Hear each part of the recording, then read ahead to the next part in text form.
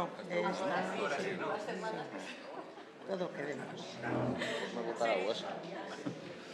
Sí, sí me faz o favor? Sí, claro.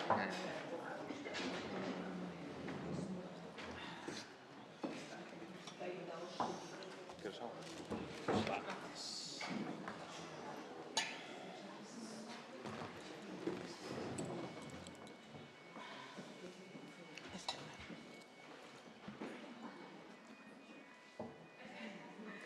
Está.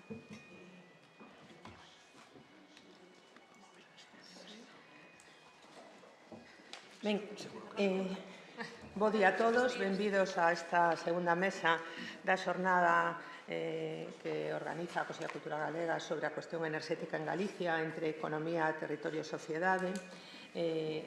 Esta, como os digo, a segunda mesa. Onte tivemos dúas interesantísimas intervencións pola mañá e unha mesa tamén moi intensa, fructífera, interesante, que vos recomendo a todos os que non pudestes asistir que podedes acceder na canle do Consello da Cultura Galega. E hoxe imos celebrar a segunda mesa que se a de onte se trataba dos impactos socioeconómicos do modelo enerxético de Galicia, a mesa de hoxe trata dos impactos socioambientais e socioculturais. Imos situar, polo tanto, o debate sobre dúas das patas ás que se refire o título da xornada, territorio e sociedade. Porén, tamén imos falar de economía, porque cando falamos de valores ambientais e culturais temos que ter presente tamén a súa dimensión económica. Trataremos dos impactos do modelo enerxético sobre o territorio, sobre o patrimonio territorial como concepto extenso que atende a todas as dimensións dese patrimonio dunha maneira integrada. Non é o habitual, xa que, mentras que en xeral se remite o ambiental o natural, si é que tal cousa aínda existe, o cultural remítese ao antrópico como unha dimensión diferente e a eso se suma a paisaxe como outra das dimensións. É dicir, se separa os valores territoriais en valores naturais, valores culturais, paisaxe e se traballa coa súa valorización e protección de maneira independente. Na sección de Patrimonio e Bens Culturais do Consello da Cultura Galega levamos tempo traballando desde unha perspectiva moito máis integradora, como é a paisaxe cultural, recoñecendo o territorio como unha malla patrimonial de elementos, procesos e relacións na que non hai esa separación entre patrimonio natural, cultural e paisaxe. No título da mesa, igual que na de onte, engadimos o prefixo socio a ambiental e cultural, porque o ambiental e o cultural teñen que ser entendidos como valores ligados ás comunidades que construíron o territorio no pasado, pero sobre todo aquelas que o recoñecen, que lle dan continuidade no presente e que son responsables de transmitilos ás xeracións futuras. As actividades de produción enerxética renovables, eólicas, fotovoltaicas, hidráulicas e as súas infraestructuras asociadas, accesos, liñas de transporte, instalacións, pola súa natureza e características producen fortes impactos no territorio. Fortes cuantitativamente, pola súa escala, pola extensión, pola dimensión, e tamén fortes cualitativamente porque mudan as paisaxes, tense sinalado o seu efecto banalizador e homoxeneizador, é dicir, igualan as paisaxes de lugares que teñen as súas características e singularidades que desaparecen, é dicir, crean paisaxes alleos ao local e impóñense sobre a estrutura territorial na que perviven formas de ocupar e de usar o territorio que están a desaparecer. Está instalada a idea de alleamento da sociedade galega actual do territorio, ben sexa polo despoboamento, polo abandono, mas tamén porque hai unha distancia entre a cidadanía e a realidade xeográfica do territorio. Hai unha ruptura na relación entre o medio, traballo e vida, o sea, o lugar onde se vive, que non sempre se habita e Para min é unha distinción importante e os espazos nos que se desenvolve o traballo, a actividade da poboación están segregados. Neste contexto, en moitos ámbitos sorprende a reacción social, a mobilización contra as actuacións de implantación deste tipo de grandes infraestructuras enerxéticas. Algúns ven e vemos, eu son unha das que ven aí, nestas mobilizacións, un certo cambio de orientación na relación das comunidades co territorio, porque nese loitar contra tamén se está a recuperar a conciencia de lugar. As comunidades están a recuperar a súa relación co medio, recoñecen no territorio valores identitarios que os definen e loitan pola súa conservación ou recuperación. Temos así, para tratar nesta mesa, o territorio e os seus valores ambientais, naturais, culturais e paisaxe, os instrumentos e estrategias para a súa protección, normas, legislación, a variación das actuacións, as comunidades e a súa relación co territorio, as decisións, a participación, dende onde se toman as decisións, a quen se dá voz, a quen se escoita. E temos, ou non temos, a planificación, a ordenación territorial, a que corresponde ou debería corresponder a toma de decisión sobre a implantación de novos usos e actividades no territorio, na que se debería atender, ou así di a teoría, ao recoñecemento e protección dos valores, a avaliación das transformacións que o territorio pode asumir, as necesidades, o beneficio común. E isto está lonxe da idea que habitualmente se manexa de que calquer territorio pode e ten capacidade para asumir calquera uso ou actividade e que sempre vai ser posible, sobre o papel, así se sinala sempre, que sempre vai ser posible correxir ou compensar os impactos que se producen. Ben, para falar disto, contamos con persoas con moita formación, coñecementos e experiencia alrededor de todas estas cuestións que vos acabo de expoñer. Vounos presentar, non vou facer un relatorio extenso do seu currículum. Empezarei pola dereita, Inés Santé Ribeira, sempre lle cambio o apelido, doutora, enxeñeira agrónoma, profesora da Universidade de Santiago de Compostela e forma parte do grupo de investigación do Laboratorio do Territorio, Laborate.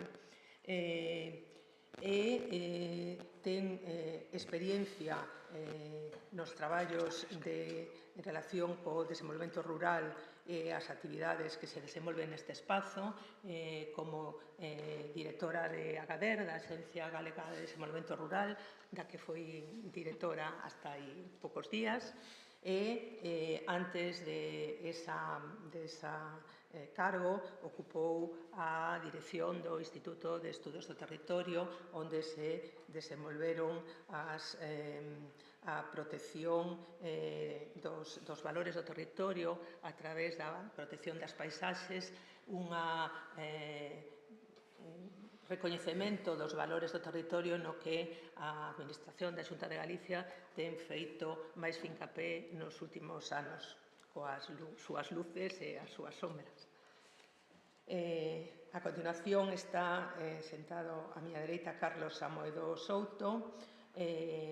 Carlos da Universidade da Coruña, temos ampla representación. Como ten que ser. Catedrático de Dereito Administrativo e director da Cátedra de Dereito Local e gran coñecedor dos aspectos normativos tanto da protección dos valores do territorio como das normas que regulan a implantación das novas actividades e usos e tal vez nos poida ilustrar sobre a presente xudicialización dos procedementos e as razóns que están conducindo a iso. A miña esquerda teño a David Barreiro. David Barreiro, coller o seu currículum para non...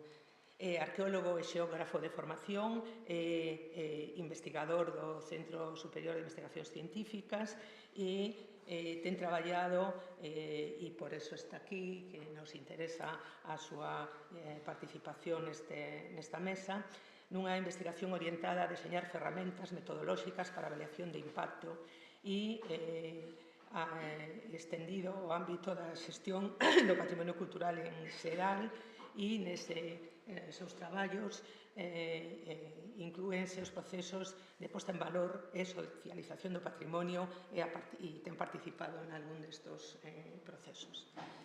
E, finalmente, contamos con Belén Rodríguez. A Belén imoslle atribuir aquí o doble papel de representación das asociacións que traballan sobre o territorio na defensa dos seus valores naturais, culturais, da paisaxe e tamén a representación das comunidades e a súa capacidade de participar ou de empoderarse en relación co territorio no que residen e no que habitan. Ben, pois despois desta presentación imos empezar pola nosa primeira participante nesta mesa, Inés Sante. Inés. Canto tempo nos das, Teresa? Ai, non me apures. Por saber. Sí. Bueno, non sei se escoita bo día a todos e todas. Ben, eu en primeiro lugar quería agradecer ao Consello da Cultura Galega o convite, sobre todo porque non sou unha especialista no tema da enerxía e aproveito para recoñecelo, aínda que sí que nos últimos anos tocoume un pouco traballar neste tema, agora contarei por qué, e por iso vou tratar de orientar a miña, intentar que breve presentación ao meu campo, que é máis o do territorio rural, a paisaxe e tamén o desenvolvemento rural. E por iso tratarei de afondar nestes 4 puntos, sobre todo buscando ese vínculo entre a transición enerxética, o cambio de modelo enerxético que estamos a vivir e o desenvolvemento rural, tratando de analizar un pouco se en realidade existe esa sinerxia, cales son os datos, que é o que está a pasar e, sobre todo, que se pode facer. Que podemos facer para que esta transición enerxética sea unha oportunidade para as zonas rurais. Eu tratarei de apuntar algunhas cousas que se están facendo en Galicia nos últimos tempos que agardemos que sirvan para que isto sexa unha oportunidade para o medio rural galego.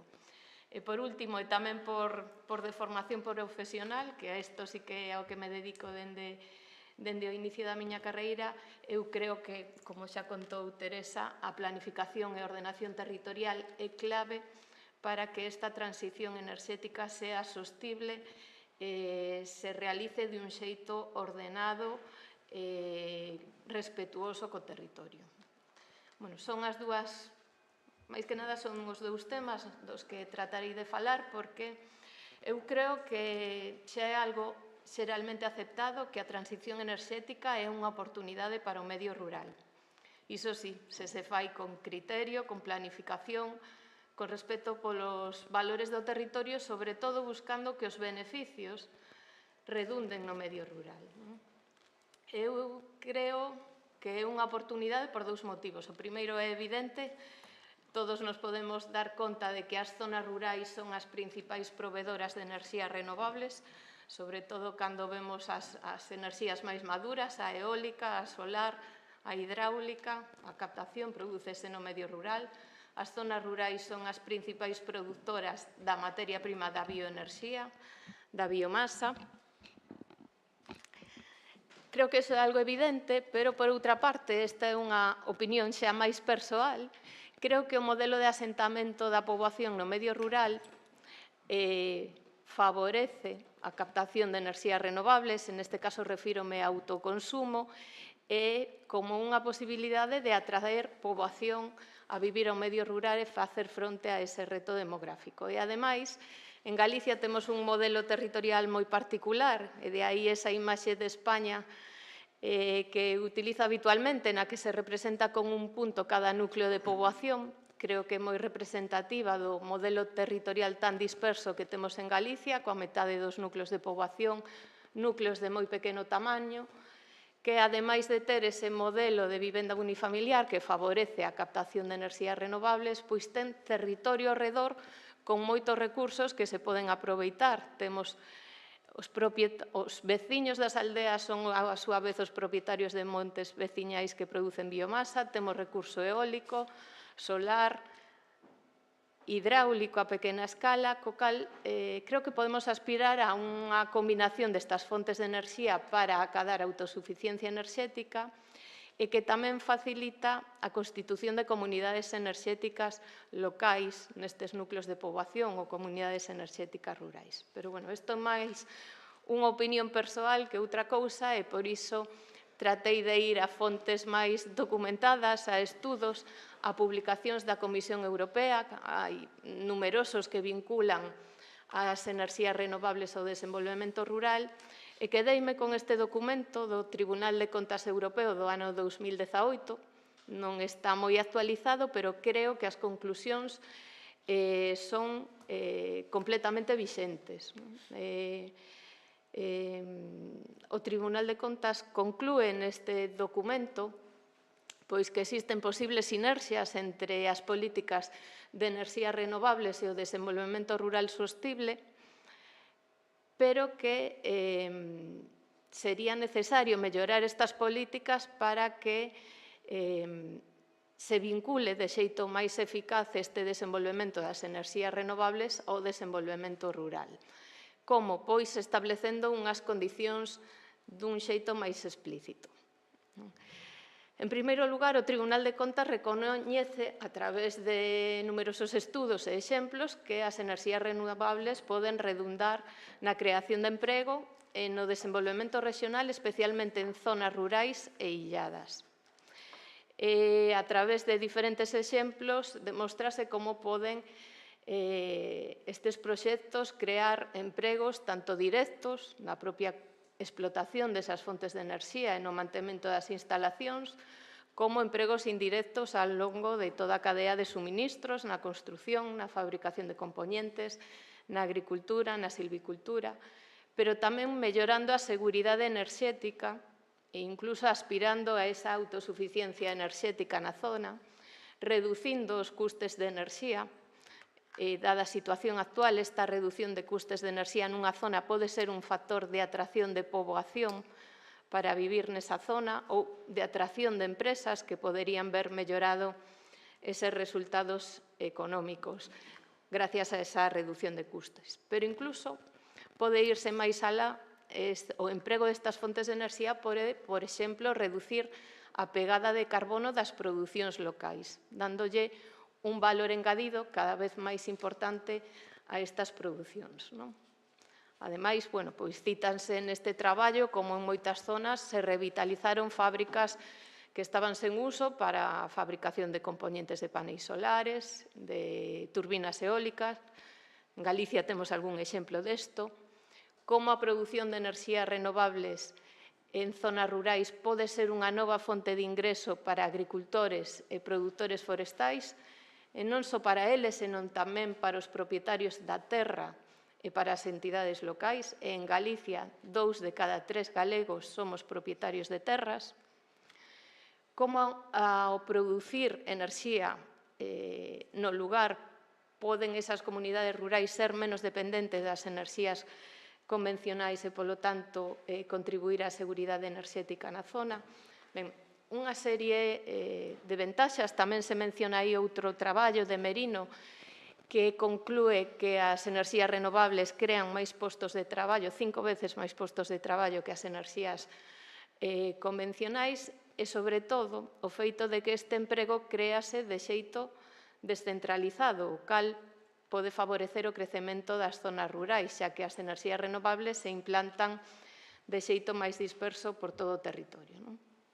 Estes serían os aspectos positivos e tamén algunhas boas prácticas que se destacan e que me gustaría destacar, sobre todo pola súa aplicabilidade ou pola súa reproductividade en Galicia. Destácanse no ano 2018 xa como unha realidade pois unha rede de 236 digestores anaeróbicos en explotacións agrícolas de Francia, ou 20 sistemas de calefacción por biomasa en povos de Austria, ou 5 sistemas de calefacción financiados con Líder na Toscana. Ben, estes proxectos que eran xa unha realidade nestes países no 2018, creo que en Galicia todavía non son unha realidade, sen embargo, temos eses recursos. Temos unha capacidade de produción de biomasa excepcional, temos residuos de producións agrícolas e gandeiras que non sabemos que facer con eles, por que non aproveitalos para este tipo de proxectos, non? Porque o que se fai neste estudo é, sobre todo, avaliar como se están empregando os fondos FEADER, os fondos do Fondo Agrícola de Desenvolvemento Rural, para o impulso a proxectos de enerxías renovables, que é algo que se comentaba onte ao final da sesión da mañá. Falábase da PAC, non? E como estes fondos se poderían empregar para este cambio de modelo enerxético. Neste documento conclúese analizando unha serie de proxectos que a maioría deles teñen un impacto económico e ambiental positivo no desenvolvemento rural da zona, pero tamén se indica que hai certos proxectos apoiados con estes fondos de desenvolvemento rural que apenas tiveron incidencia na zona, non? Entón, fanse unhas series de recomendacións para maximizar os beneficios económicos destes proxectos de enerxías renovables nas zonas nas que se implantan. Entón, afírmase que deben terse en conta unha serie de cuestións. Por exemplo, integrar a estrategia económica na propia estrategia de desenvolvemento económico local. E a min isto non aparece no documento, pero lévame as estrategias de desenvolvemento local participativo do programa Líder e dos nosos grupos de desenvolvemento rural, que, por exemplo, en Galicia se aprobaron o ano pasado, eu aquí recoñezo a culpa que me toca, pero eu non vin que dentro desa estrategia de desenvolvemento económico da comarca, das zonas, se tivese en conta ese aspecto enerxético, esa estrategia enerxética que vai a ser cada vez máis importante para o desenvolvemento económico dunha zona, non? Certo que son estrategias dinámicas e que supoño que co paso de tempo se irán tendo en conta integrando estas cuestións fundamentais. Tamén, como integrar estas enerxías renovables nas actividades económicas rurais, na agricultura, na silvicultura, pero tamén nas fabricacións tradicionais da zona, no turismo ecolóxico, é dicir, que a enerxía que se produce nunha zona debería atender prioritariamente as actividades dese lugar e contribuir á súa reducción de custos. Como debe seleccionarse o tipo de enerxía máis axeitado para cada zona, e iso para min está moi vinculado coa ordenación do territorio.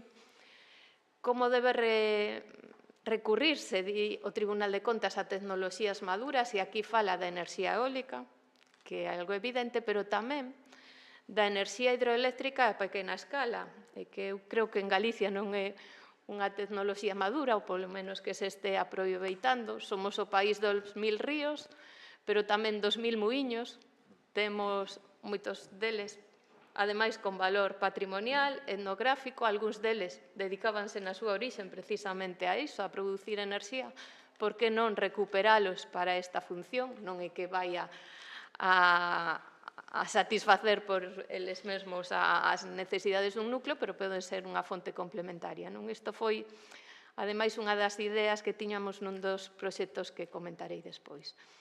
Como deben buscarse sistemas enerxéticos integrados baseados en redes pequenas e que, ademais, apoien actividades de fabricación. Isto, cando vin, tamén me deu unha alegría, porque é xusto o obxectivo que buscamos con algúns dos proxectos que tratamos de impulsar.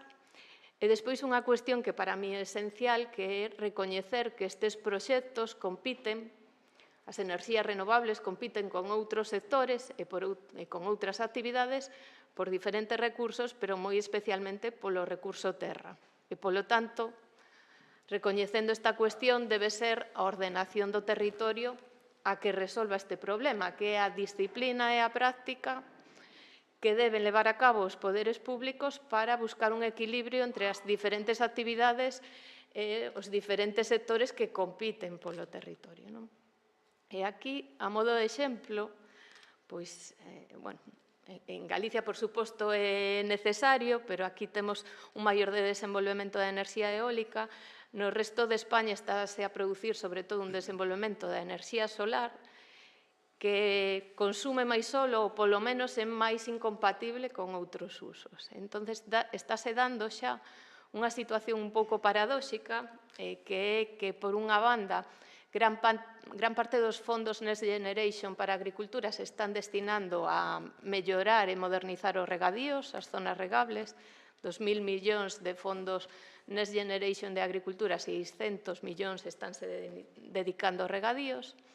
É dicir, hai un investimento inxente por hectárea para facer fronte a unha situación tamén delicada que é o da sequía e o de garantir a produción de alimentos, estáse dando a situación de que aparecen parques solares nesas zonas onde se está realizando un investimento tan grande para garantir a produción de alimentos. Ante esta situación, pois o Ministerio está tramitando, seguro que o coñeces mellor que a min, unha lei de protección dos usos do solo de zonas regables declaradas de utilidade pública, que parece apropiado para evitar estas situacións, pero para min tamén é un indicador de que non se está facendo unha ordenación do territorio axeitada. Se houbera unha ordenación e unha planificación das actividades do sector primario, enerxéticas e de infraestructuras axeitada, non serían necesarias estas solucións ou non se darían estas situacións. E, por último, tamén ponse de manifesto a necesidade de algo que se falou onte ao longo de todo o día, de garantir a aceptación social local destes proxectos, que as comunidades locais sean partícipes dos proxectos e tamén, en parte, dos beneficios dos mesmos. Creo que me estou estendendo demasiado, vou pasar por encima sobre outras recomendacións que dá a OCDE para que estes beneficios dos proxectos redunden nas zonas rurais, simplemente dicir que o documento conclúe que as enerxías renovables teñen un potencial considerable para facilitar o desenvolvemento das comunidades locais, pero que en gran medida non se ten materializado. E por iso fai unha serie de recomendacións que neste caso, sobre todo, van orientadas a como mellorar a aplicación dos fondos FEADER para que os proxectos de enerxías renovables que se apoian con estes fondos redunden no desenvolvemento da zona, o sea, como priorizar, como establecer os criterios de subvencionalidade, os criterios de priorización dos proxectos para que se apoien, sobre todo, aqueles que teñan unha maior incidencia na zona e que, engadan valor engadido, valga a redundancia, ás actividades desa comunidade rural. Entón, ademais, que podemos facer para mellorar esta situación e para que sea maior a repercusión desa transición enerxética no desenvolvemento rural? A parte de todas estas recomendacións, atopo que unha conclusión común na maior parte dos estudos é que o descontento das comunidades locais, en moitos casos, débese a que perciben que son os axentes externos os que se benefician, os que se apropian dos beneficios deste proxecto, mentres que os prexuízos recaen na poboación local. Entón, en distintos estudos propóñense distintas solucións para evitar isto. Aí hai este un artigo de Xavier Simón que está por aí, que vou poder explicar mellor que a min, pero unha das conclusións ao analizar a actividade da enerxía eólica en Galicia é que contribúe a incrementar os ingresos locais, pero dun xeito limitado, polo que habería que buscar novos mecanismos para mellorar a contribución ao desenvolvemento das comunidades locais, por exemplo, incrementando a propiedade local das plantas de enerxía. Outros estudos, por exemplo, este de Terrón, propoñen aplicar a licenza social dentro do procedimento de avaliación ambiental como un mecanismo a través do cal constatar que existe unha aceptación social do proxecto e tamén introducir medidas compensatorias para eses territorios rurais. Non sei se pode estar un pouco relacionado coas conferencias de consenso que se mencionaban ontes. Pero, bueno, o propio autor recoñece que é unha técnica difícil de medir, difícil de definir e que exixiría un proceso complexo. Pero eu creo que nesta mesma liña pode considerarse tamén algo similar á licencia social e con este obxectivo de incrementar a compensación ás comunidades locais, incrementar os seus ingresos, os seus beneficios, estáse a tramitar en Galicia a Lei de Recursos Naturais, en concreto, pois, Lei de Promoción dos Beneficios Sociais e Económicos dos proxectos que utilizan os recursos naturais. Supoño que a coñecerás mellor que a min, eu tiven coñecemento dela, pero agora profundicei un pouco. Creo que o obxecto que establece esta lei, que o que pon aí, encaixa perfectamente coas conclusións de todos estes estudos, xa que é contribuir a que estes proxectos incidan no desenvolvemento das zonas rurais e, sobre todo, promover a participación dos axentes locais, das entidades e das empresas locais nestes proxectos. É unha lei que, ademais, está en tramitación, está en exposición pública, co cal pode ser obxecto de mellora. A verdade é que creo que ten unha exposición de motivos moi longa e moi boa, que encaixa completamente nesas conclusións que víamos destes estudos. O certo é que é unha lei, as leis hai que desenvolvelas e hai que aplicalas na práctica, non? E aí estará a clave. Pero, bueno, o obxectivo xeral é garantir que a sociedade galega obteña un retorno social axeitado por os proxectos que empregan os recursos naturais de Galicia, que en este caso serían as fontes de enerxía. E para iso fai unha serie de propostas. Por exemplo, ter en conta o valor económico dos servizos ecosistémicos que se producen maioritariamente na zona rural. Isto sí que é unha cuestión máis cercana, non, profesionalmente, e propón establecer unha valoración e compensación por eses servizos ecosistémicos co obxectivo non só de obter unha compensación económica, que tamén, senón de loitar contra o despoboamento, contra asegurar que o medio rural siga contribuindo á loita contra o cambio climático, etc. É certo que hai que desenvolver como se levaría a cabo esa valoración e esa compensación, non?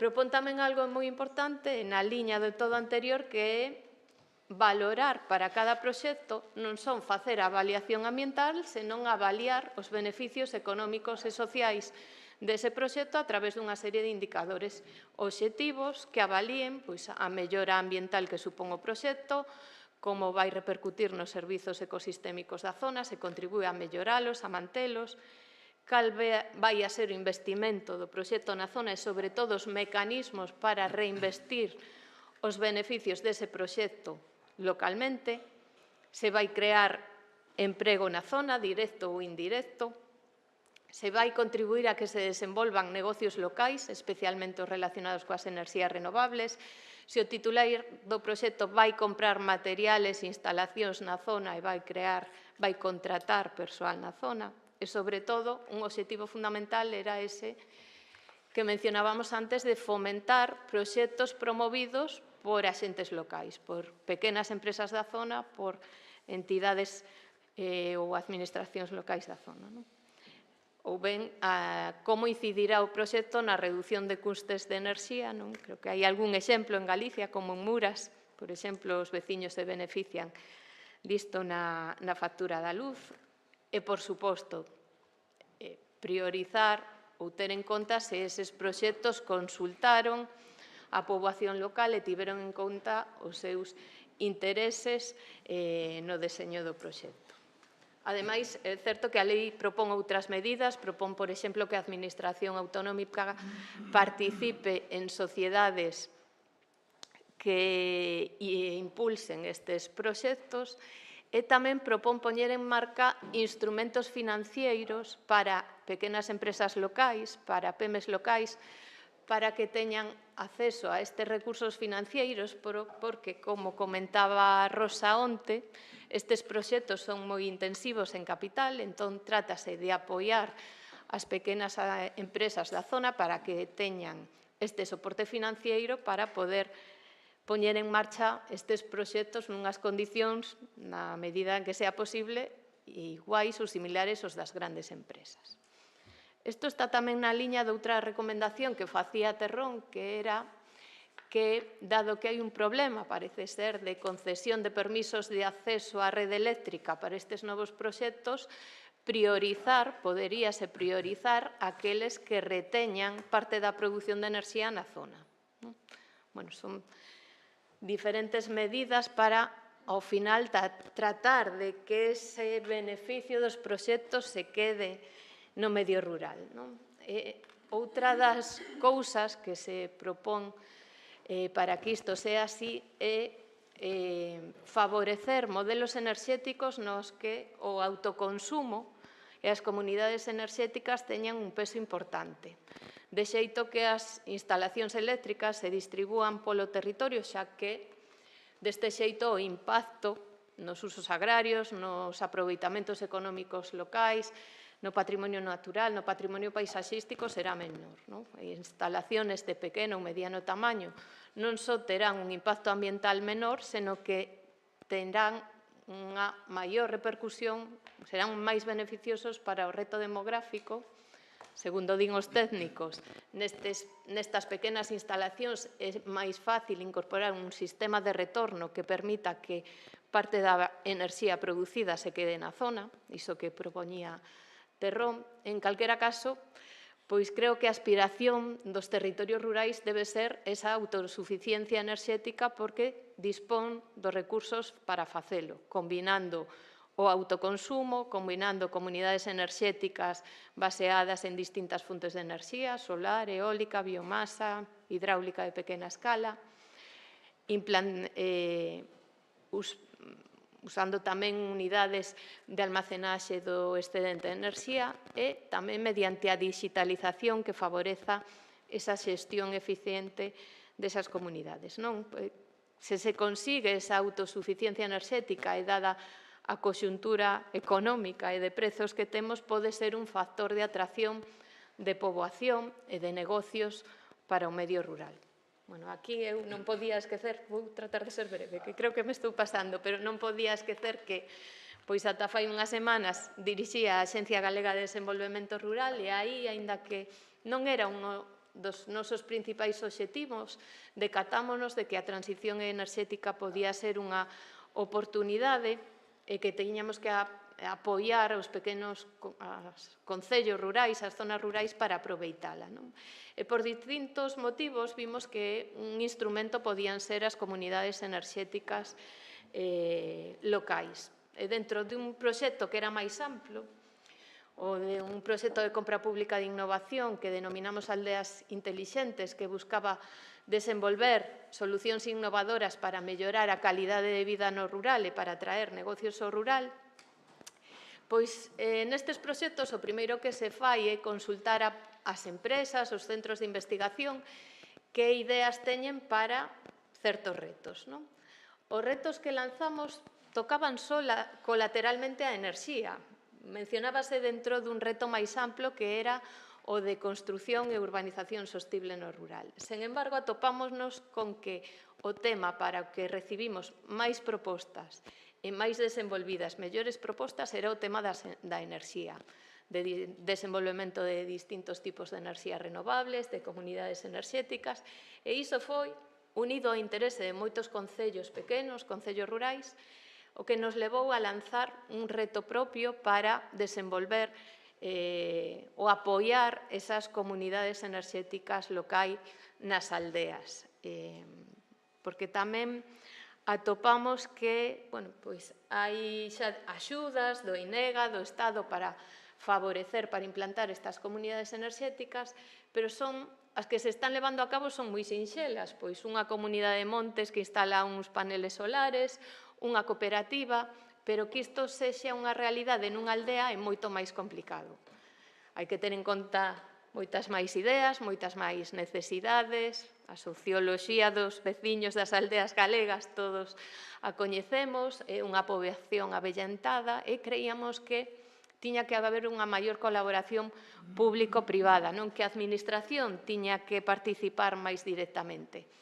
E por iso lanzamos un contrato de máis de 1 millón de euros para desenvolver un modelo de comunidade enerxética que se adaptase ás aldeas galegas. E despois implantalo, facer un proxecto piloto nunha ou dúas aldeas, aproveitando que tiñamos unha gobernanza creada dentro do proxecto de Aldeas Modelo que tiña un obxectivo moi distinto.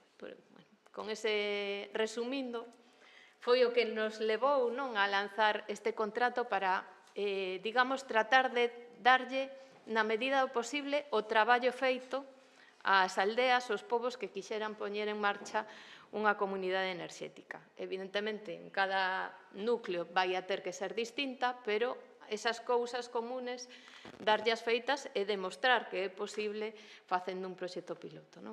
De feito, o obxectivo era desenvolver o modelo técnico, é dicir, que enerxías renovables utilizar, que tipo de tecnoloxía, pero tamén o modelo tecnolóxico inclúe o desenvolvemento dunha plataforma digital para a xestión de todo isto e, sobre todo, o modelo xurídico. Analizar se debía ser unha cooperativa, unha sociedade, se podía participar o Concello nesa sociedade, se podía participar incluso a Axencia, a Administración Autonómica para promover este tipo de figuras.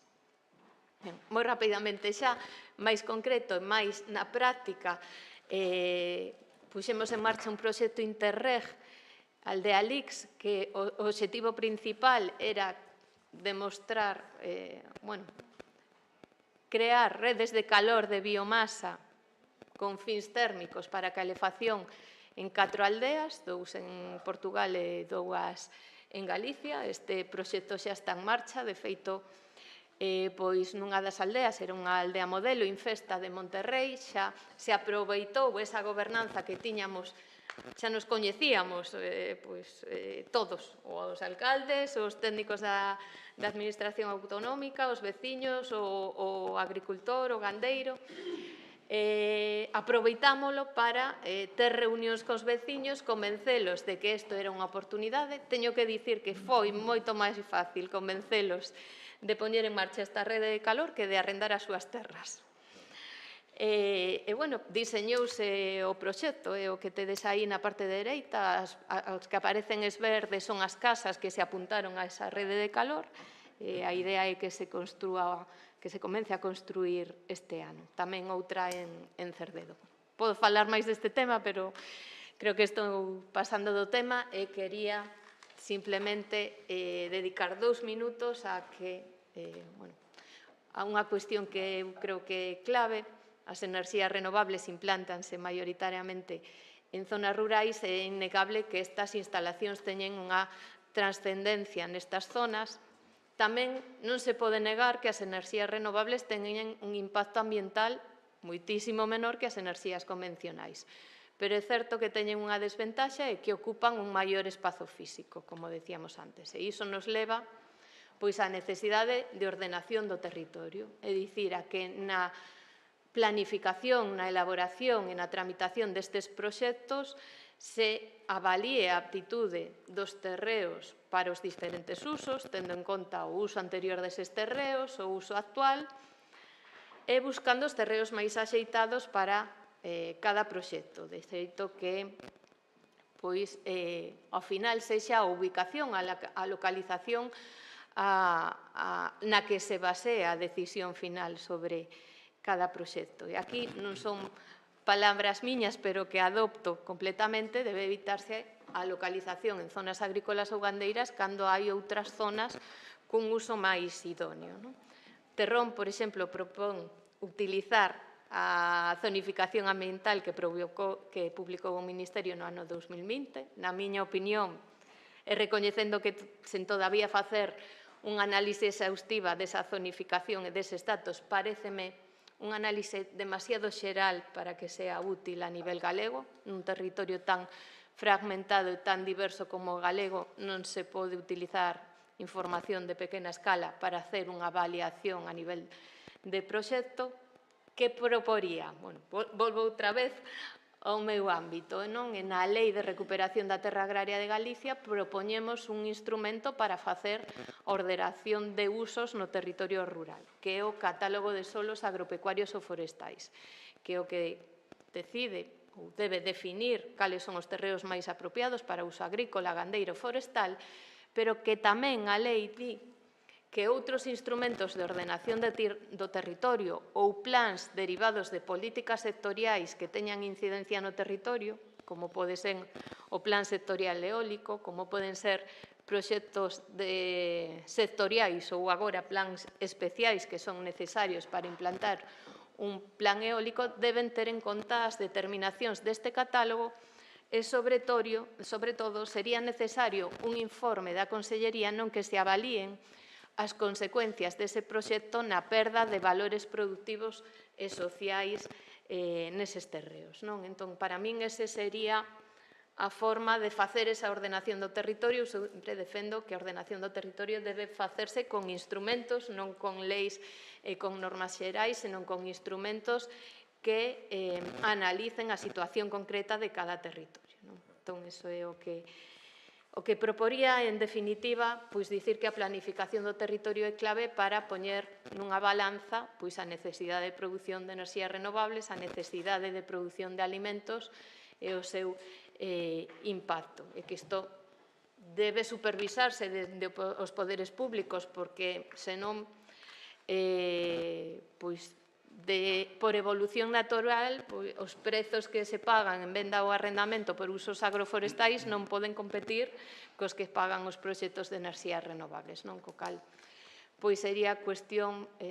sería clave facer esta ordenación do territorio para buscar sempre os terreos con menor actitude agrícola ou os terreos, as zonas máis axeitadas para estes proxectos. E agora sí que remato, deixo as conclusións para o debate. E perdón se me estendí demasiado. Sinto, creín que era máis breve, pero ao final estendíme demasiado. Gracias. Moitas gracias, Inés. Creo que a todos nos pareceu breve a tua intervención porque foi moi interesante e además conecta fai unha transición moi interesante co debate de onte e cas cuestións. O sea, eso de que outro mundo é posible, creo que e además conecta moi ben coa temática de Carlos, que a normativa legal en relación con estas cuestións.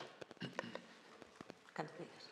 Moitas grazas, Teresa. Afortunadamente xa constatei que a xestión dos tempos da moderadora é moi xenerosa, así que me tranquiliza sabelo, porque, efectivamente, a min tamén me interesaba coñecer a opinión de Inés e me pareceu unha intervención moi intelixente e moi interesante e tamén moi alentadora para o debate que teremos posteriormente.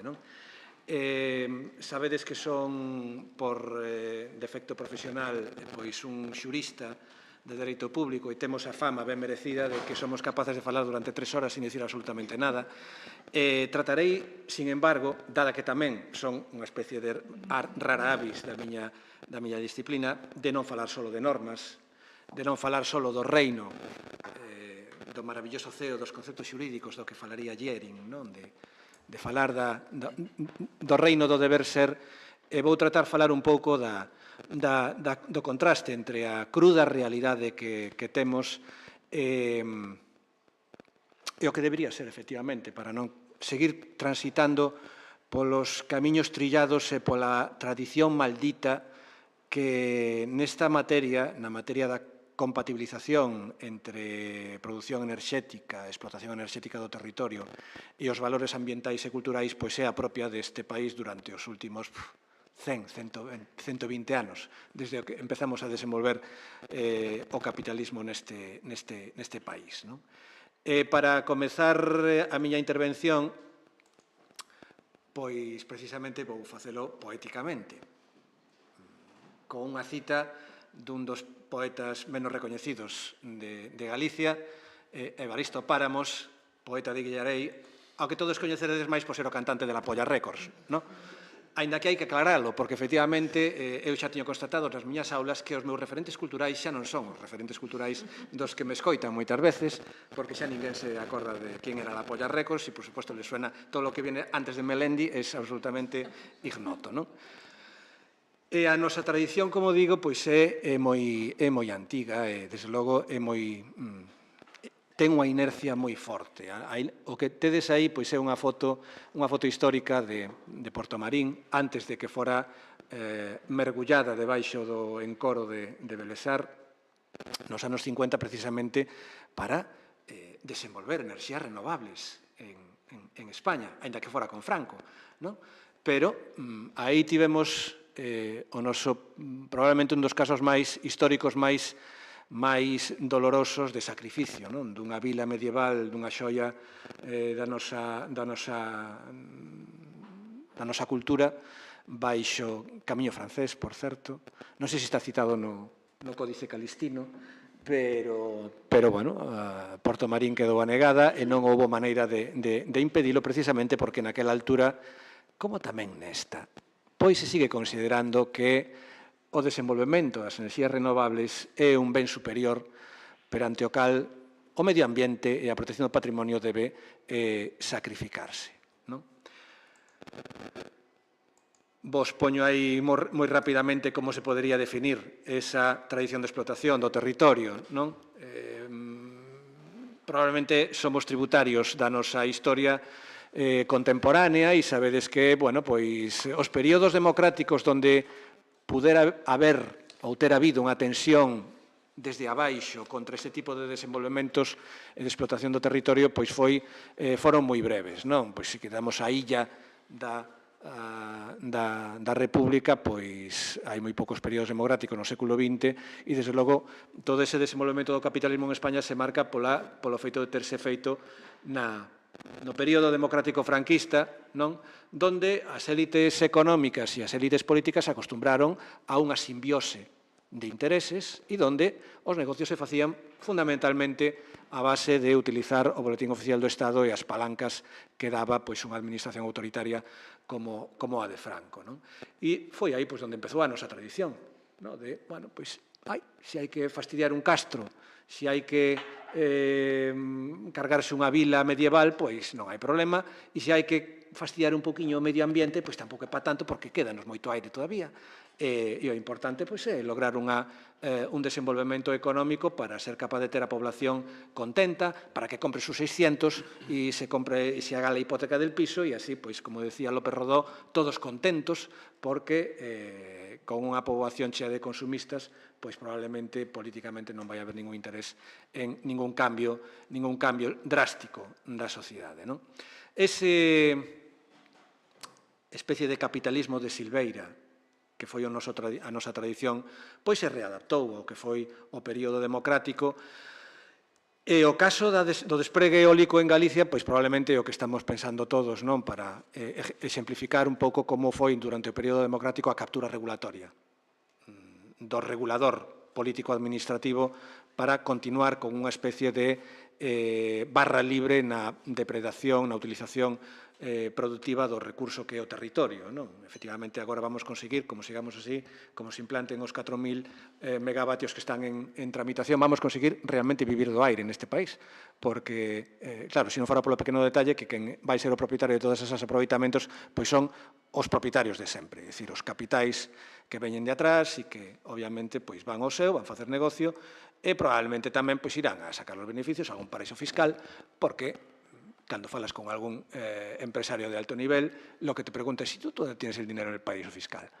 Porque aquí todo el mundo sabe hacer negocios, e non pagar moitos tributos, porque así non se vai a ningún lado.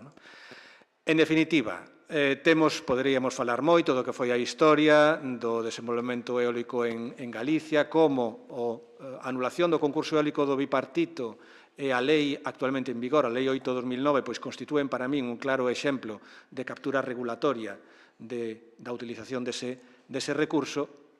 E o problema é que, aínda que durante aproximadamente 8 anos, desde o 2010 hasta o 2018, estuvemos parados, o sector eólico quedou parado, non só polos problemas da impugnación, da anulación do concurso eólico, sino tamén pola crise do ano 2008, pois, sin embargo, a partir dese momento, pois, volvemos outra vez a unha explosión de proxectos eólicos que se someten a autorización da Xunta de Galicia e un goberno autonómico que insiste na súa tradición de facer fáciles os negocios a todos aqueles empresarios que pretenden valorizar o seu capital e, justamente, pois, os investimentos eólicos son un dos nichos de negocio onde máis beneficio, onde máis tasa neta de ganancia se pode obter, non?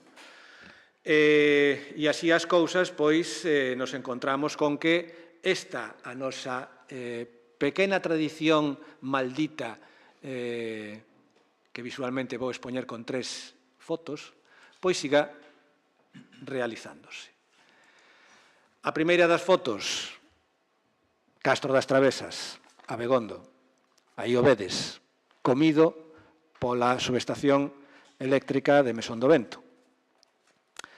O de abaixo é todo un clásico, a torre eléctrica do Castro del Viña, famosa do punto de vista xurídico porque sobre ela pesou durante 50 anos unha orde de derribo como consecuencia dunha sentencia do Tribunal Supremo.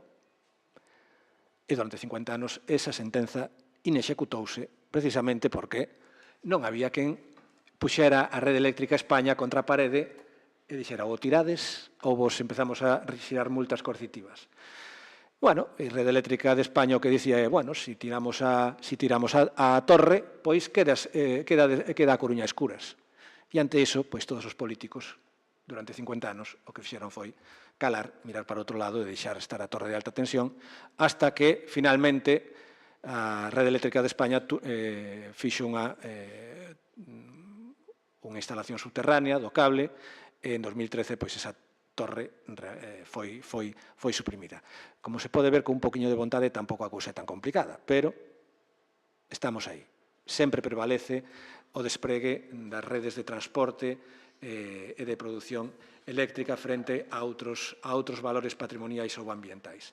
A foto da dereita pois é unha das últimas desgrazas desa tradición maldita deste país, a liña de alta tensión que está diseñada para pasar entre a aldea de Angueira de Castro e o Castro Lupario, que precisamente deu lugar a un informe desta casa, do Consello da Cultura Galega, moi negativo sobre o impacto desta liña de alta tensión que a Dirección Xeral de Patrimonio Cultural autorizou.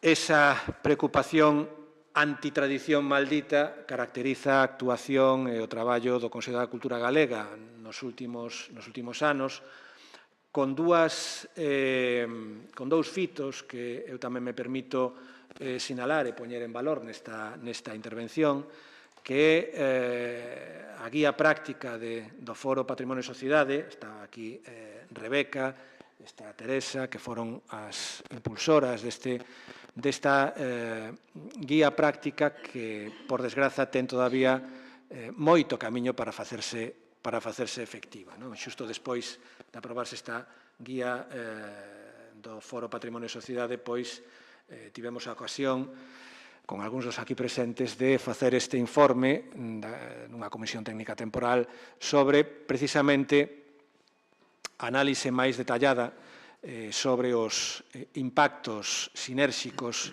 dos posibles proxectos a autorizar en materia de enerxía eólica e a súa pegada sobre o territorio en termos de menoscabo tanto dos patrimonios culturais tradicionais como tamén das novas figuras de protección patrimonial, nomeadamente a figura do paisaxe cultural, que, aínda que se recoñece como tal desde hai anos, pois as nosas ferramentas para facelo realmente eficaz como elemento patrimonial que irradia proteccións, pois son moi febles e probablemente seguirán sendo así durante bastante tempo.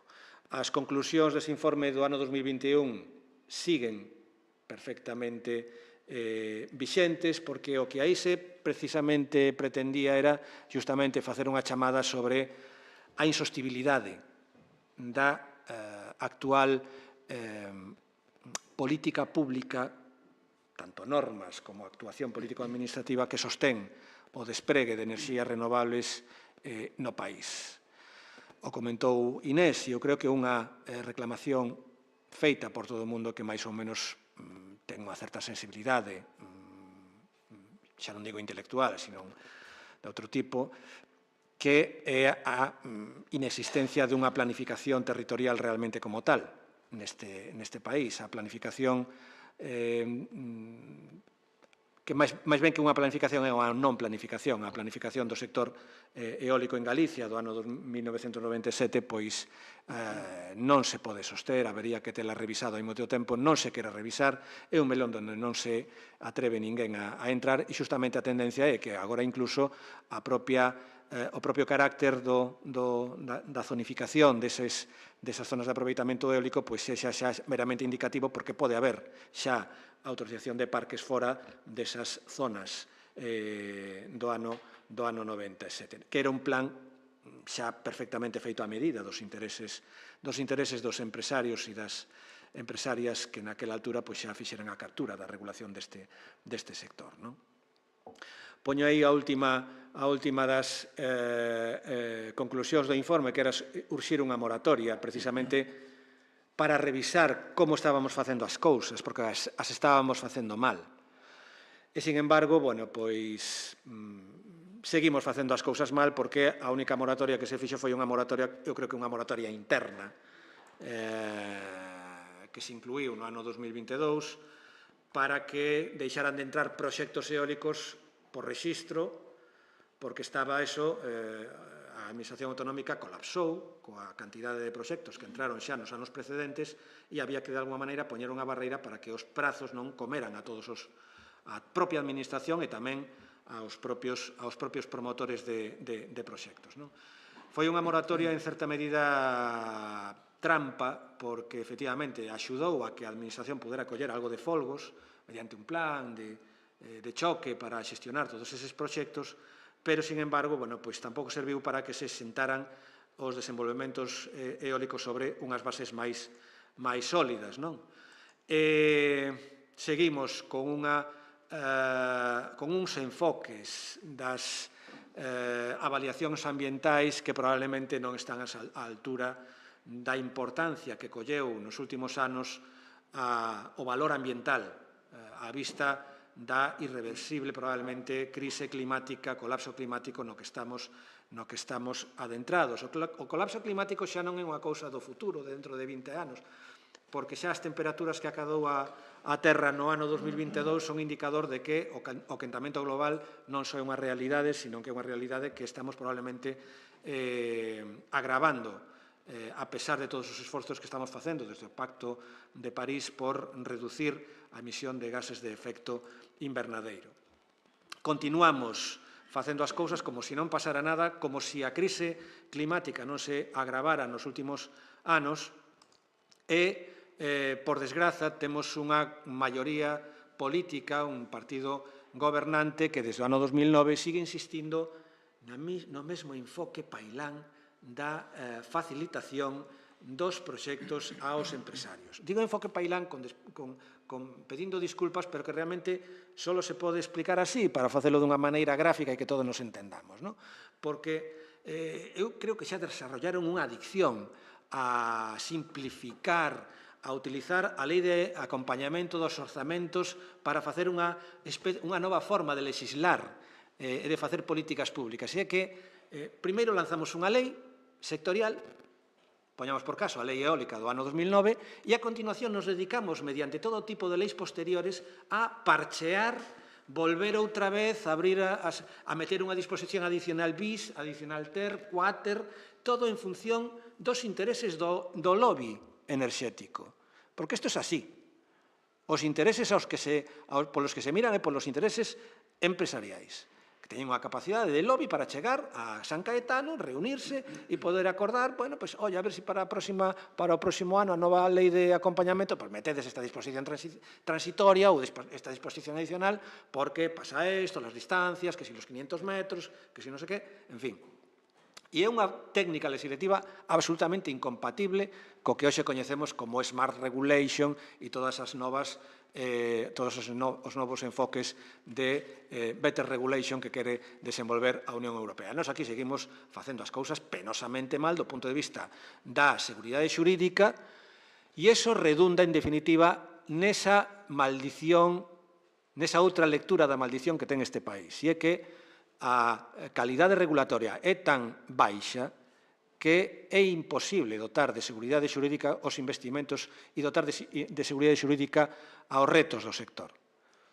Porque se manipulan as leis autonómicas sin atender suficientemente á densidade e á evolución que se fai das materias no ámbito da Unión Europea e incluso no dereito básico do Estado.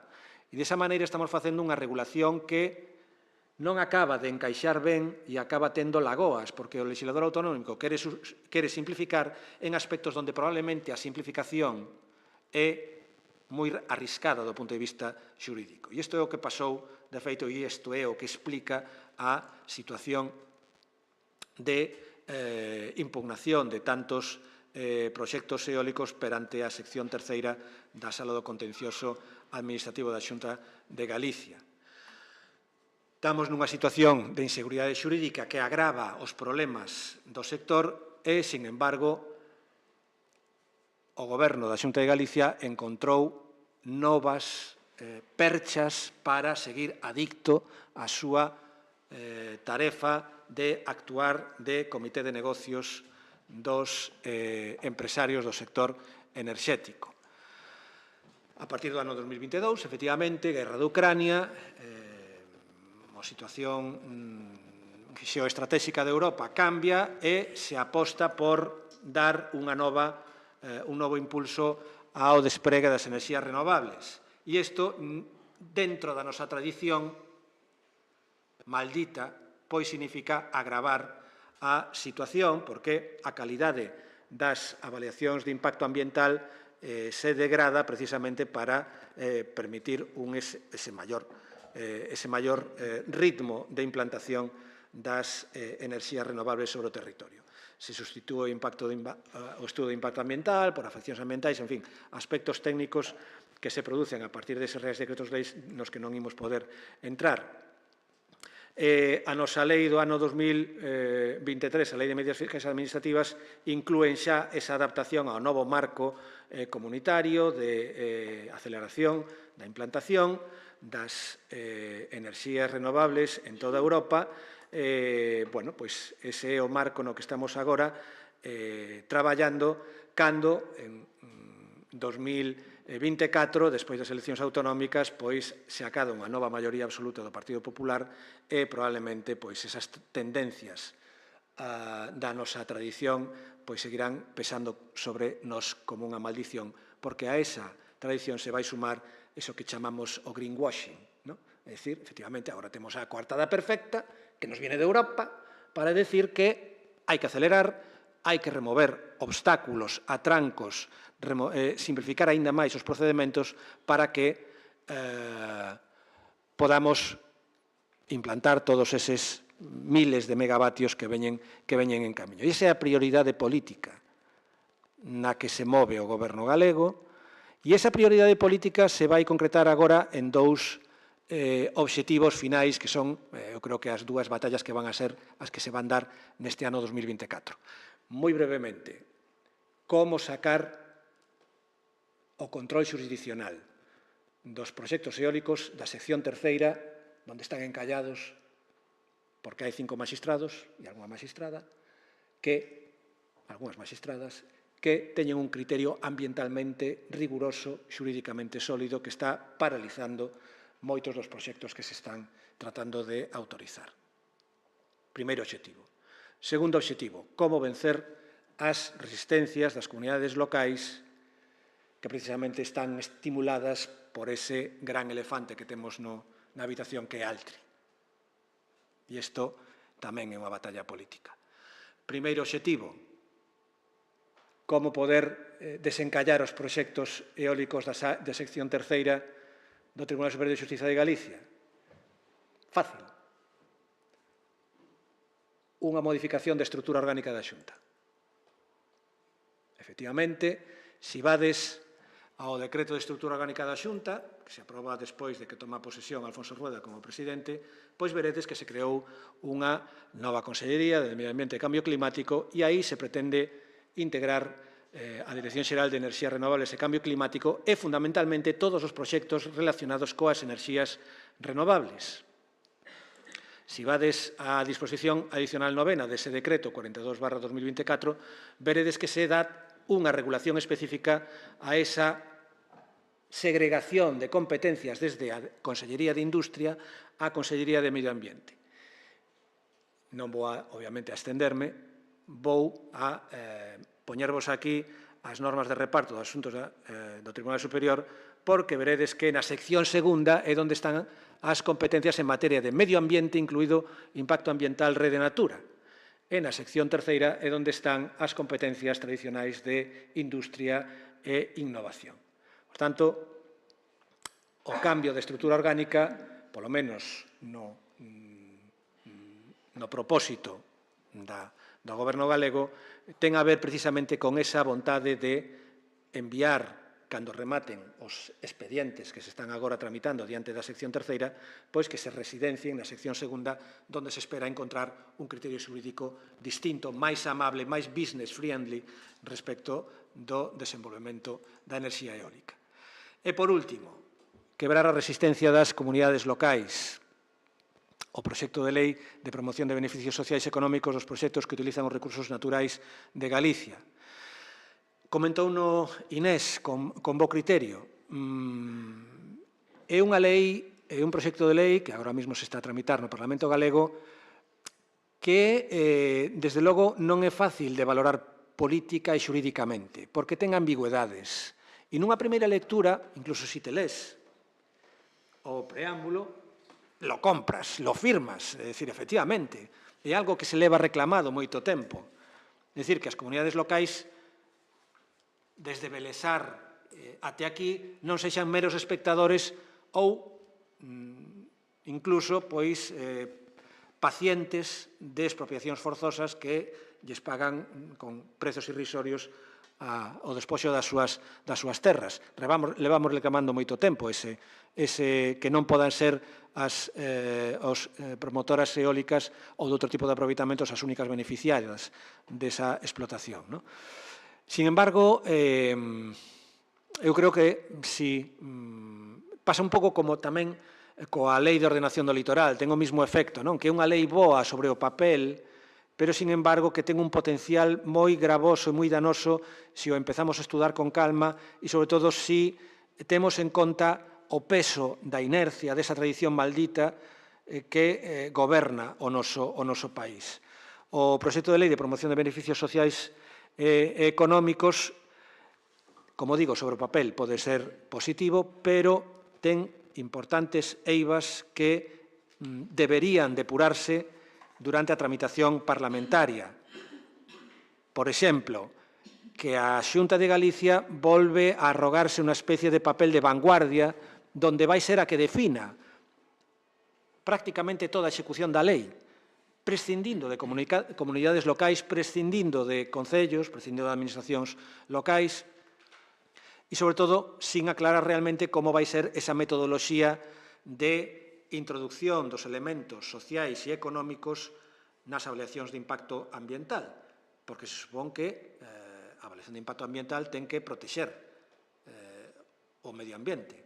Non se pode utilizar os beneficios sociais e económicos para degradar precisamente a protección ambiental e patrimonial, porque se facemos iso, estamos facendo tamén malas cousas, porque precisamente o desenvolvemento sustentable, algo significa, é ter en conta as xeracións futuras e non só traballar para as comunidades locais desta xeración, para que vivan bien los desta generación. Non. Temos que ter en conta tamén os efectos que vai ter a implantación dos proxectos de enerxías renovables nas xeracións futuras no territorio que herdan as xeracións futuras. E eu con eso remato a miña intervención, porque tamén quero deixar un pouco de tempo para poder ter algo de debate e senón xa me sigo enrollando e non é buena cosa. Moitas gracias. Ben, despois da intensidade destas dúas intervencións, decidimos, aínda que non estaba no programa, facer 15 minutillos de descanso e retomamos despois a intervención con David. Venga, gracias.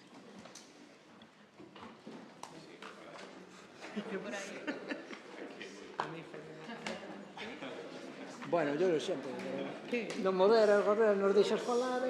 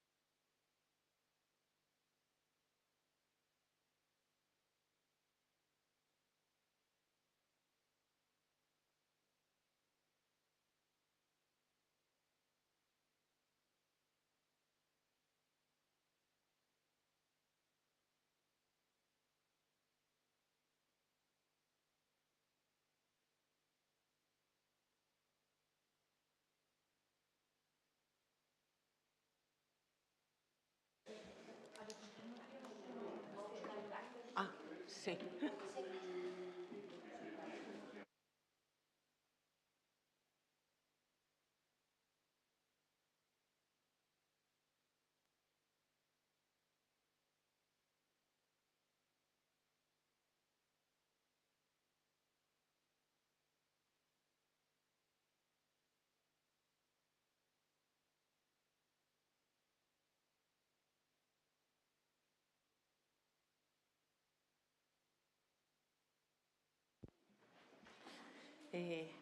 Imos retomar a sesión. Como vedes, acertei plenamente recolocando os participantes na mesa que estaban ordenados por orde alfabético, pero aquí nos van deixando moi ben os temas. Carlos deixouno na calidade dos procedementos ambientais pasada, presente e futura, e de eso precisamente do que nos vai falar David, así que lle damos a palabra. Gracias, Teresa. Bueno, quero empezar agradecendo ao Consello da Cultura Galega a oportunidade de estar aquí. Bueno, cando me ofreceu Rebeca, a verdade é que no primeiro momento duvidei porque, aparte de outras cuestións, pois non acababa de ver que podería aportar eu a esta mesa, pero, bueno, despois pensei e dixen, bueno, pois, aparte de que vai ser interesante, e de feito está sendo, e o que lamento non ter estado onte, pero foi-me imposible, creo que é unha oportunidade, eu personalmente, para aprender, que estou aprendendo bastante, e despois espero que o interesante sexa tamén o que podamos falar todas e todos sobre este tema. Ben, eu, como xa contou antes Teresa na presentación, son arqueólogo de formación e de exercicio profesional, al menos nos primeiros anos da miña carreira, e de formación tamén son xeógrafo. Pero, bueno, eu traballo no Instituto de Ciencias do Patrimonio, que é un instituto do Consello Superior de Investigacións Científicas que está, agora estamos no edificio Fontán, na Cidade da Cultura, e como o seu propio nome indica, é un instituto que se dedica a investigar sobre o patrimonio cultural, moi en xeral, non vou entrar en detalles. Este instituto é, digamos, a identidade final dun grupo de persoas que empezou a súa andaina colaborativa hai case 30 anos. Eu incorporeime un pouquiño despois houve outra xente, moita xente que foi pasando por aí, algunhas están presentes. Todo isto ten un sentido, non estou aquí divagando.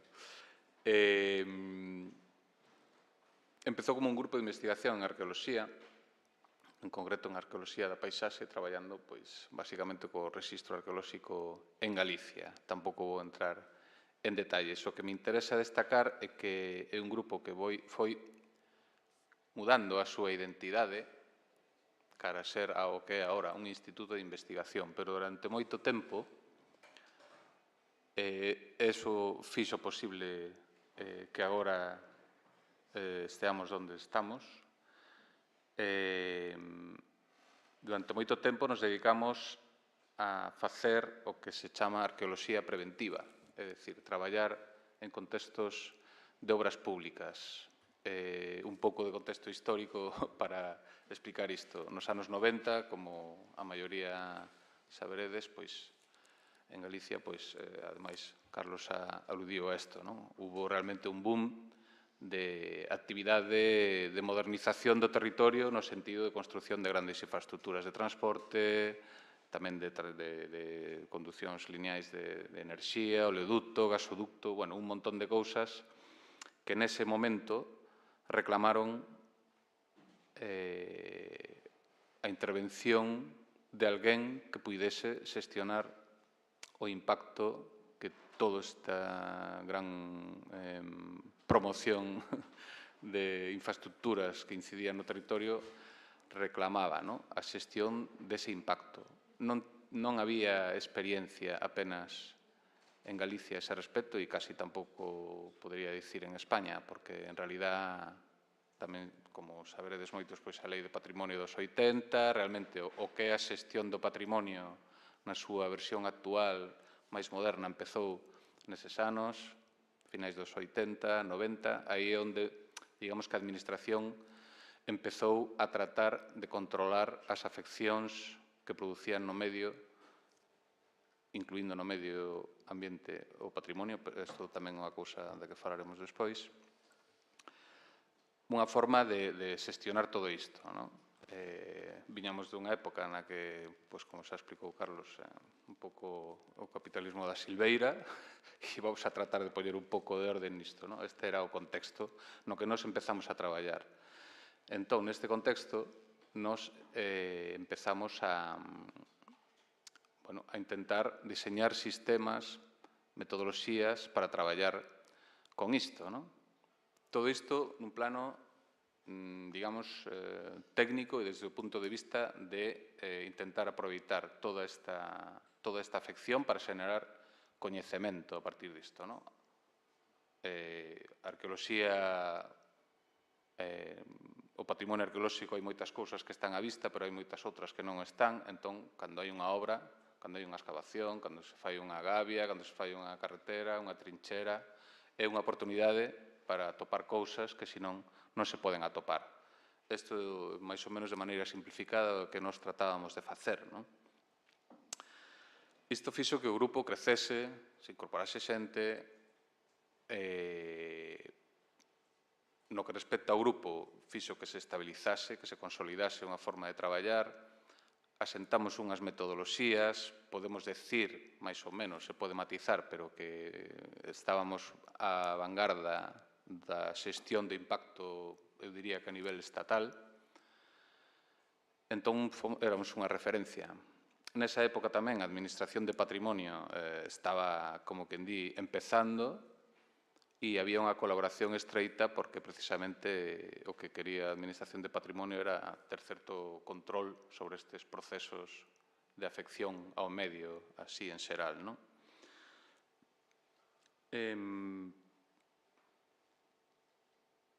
Pasado un tempo, digamos que pasamos a fase de, bueno, isto está consolidado, temos un estándar de traballo, hai xente que xa está facendo as cousas como facemos nós, incluso a Administración está exixindo que as cousas se fagan máis ou menos seguindo o estándar que nós marcáramos. E aí empezamos a ir un pouco máis alá. É dicir, vale, hasta ese momento non nos planteábamos que a xestión de impacto fose outra cosa que, bueno, isto hai que facelo, pois hai que estar aí e hai que facelo o mellor posible. Aí empezou o plan eólico, vai a mediados dos 90, non? Nos empezamos a traballar desde o principio no plan eólico, hasta entón traballáramos sobre todo en autovías, gasoducto, oleoducto, este tipo de infraestructuras lineais, e aí empezamos a traballar en parques eólicos. Claro, a problemática xa era un pouco distinta, non? Non era este tipo de infraestructuras que van, pois, oleoducto Coruña-Vigo, este tipo de cousas, o sea, isto non hai forma de xestionalo de maneira parcial, non? Pero cos eólicos, pois, era distinto. Non vou entrar tampouco na problemática que seguro que no debate aparece de como administrativamente se promoven este tipo de proxectos, non? Fragmentando un parque grande en varios parques pequenos, este tipo de cousas que están aí e que seguramente no debate sairán. Pero, bueno, nos nese momento, a nos decíanos, vai haber estes proxectos aquí, estes parques, entón imos aplicar a metodoloxía que xa desenvolvéramos para outro tipo de infraestructuras e imos a aplicar aí. Claro, pouco a pouco te vas percatando de que, bueno, pois un parque aquí, outro ali, a ver, nós podemos aquí ir a este monte, aplicar a nosa metodoloxía, vale, isto sempre todo negociando coas empresas promotoras, ás veces será máis difícil, ás veces será máis doado, pero en xeral había un respeto total. Claro, o que tiñamos que facer que era defender esos elementos do patrimonio arqueolóxico e de cando en vez, nos eólicos non era moi frecuente, pero tamén atopar cousas nas obras, non, de construción dos parques. Pero, como decía, máis alá de que o traballo en xeral se fixese ben, é dicir, se cumplía a función para o que nos chamaban, que era evitar os impactos, facer compatible a construción do proxecto coa preservación do patrimonio. Esta era a función do que nos facíamos, non? Como digo, pouco a pouco te vas dando conta de que, claro, que igual non basta con iso, porque aquí hai algo máis, non? Aquí hai unha estrategia que significa que hai un impacto engadido que nós non podemos controlar. Este impacto sobre o medio e sobre o paisaxe está fora do noso control.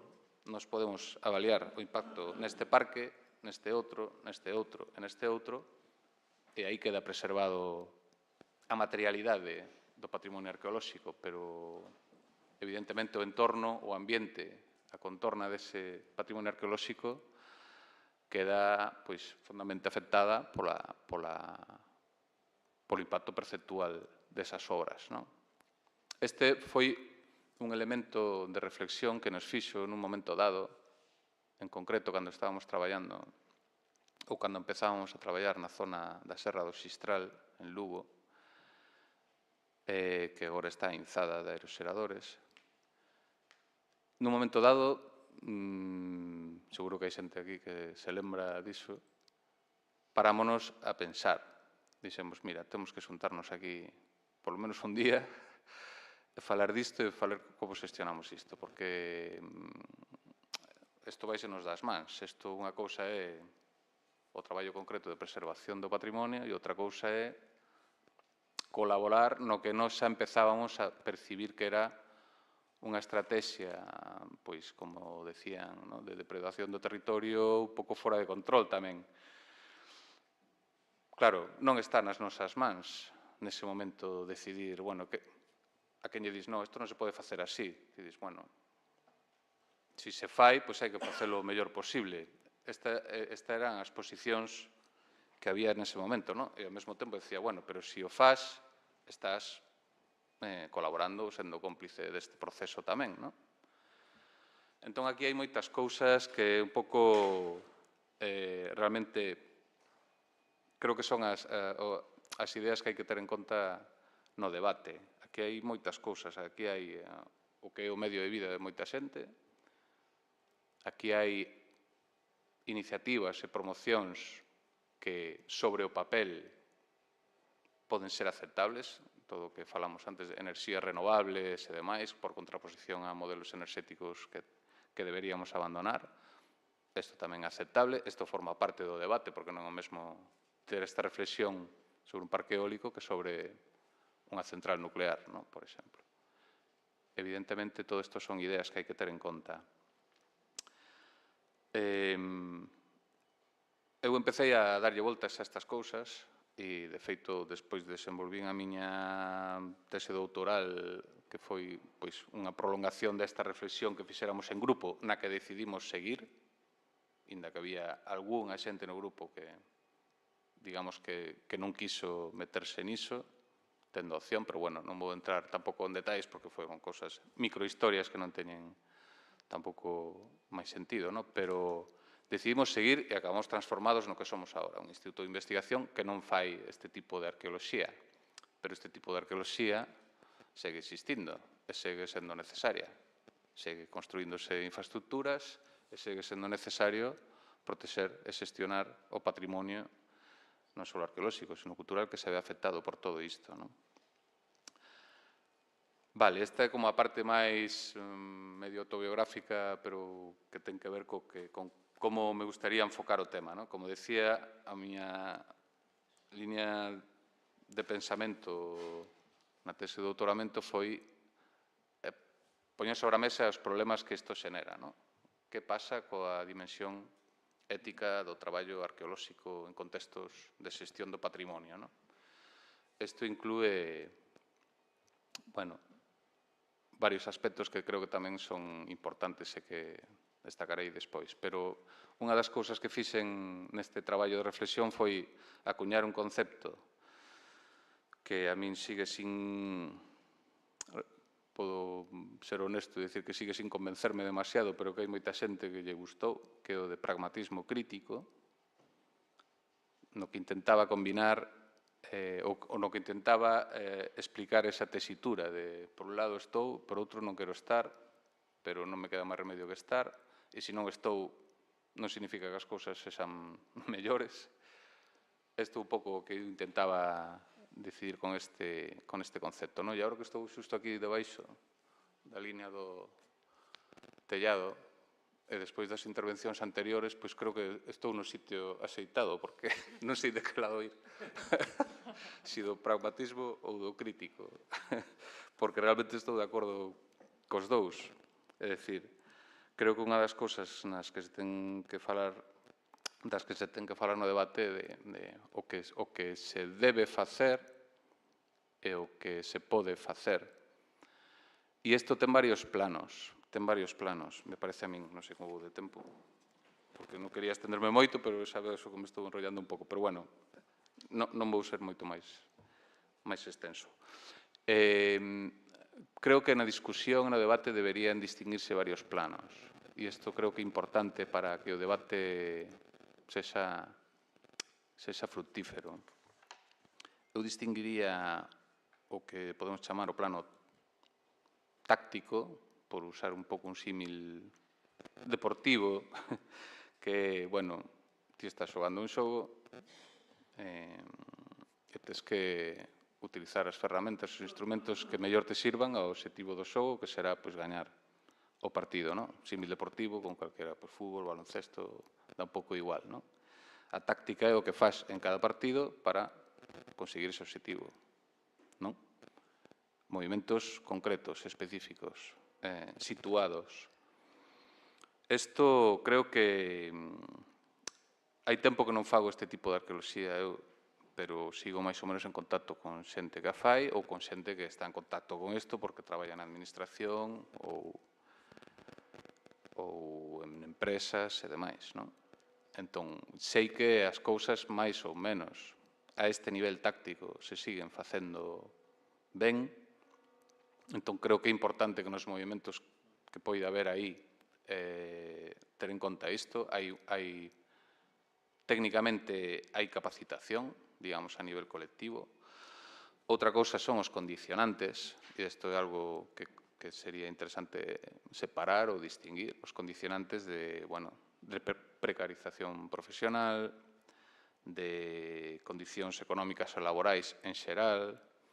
Bueno, aí hai cousas que van máis alá do que a capacitación técnica ou da intencionalidade da xente que traballa nestes ámbitos, que esta xente o quere facer ben, pero moitas veces realmente non tes nin a posibilidade de facelo como queres porque non tes nin a financiación, nin o tempo de facer as cousas como habería que facelas, non? Digamos que aquí se move un pouco a xente que vive desto, arqueoloxía profesional, comercial, como lle queiramos chamar. Despois está a administración, que tamén ten moito que dicir na táctica. Eu penso que a administración tampouco teño agora un coñecemento exhaustivo de como funciona, pero dáme a impresión de que non funciona como cando nos empezáramos nisto.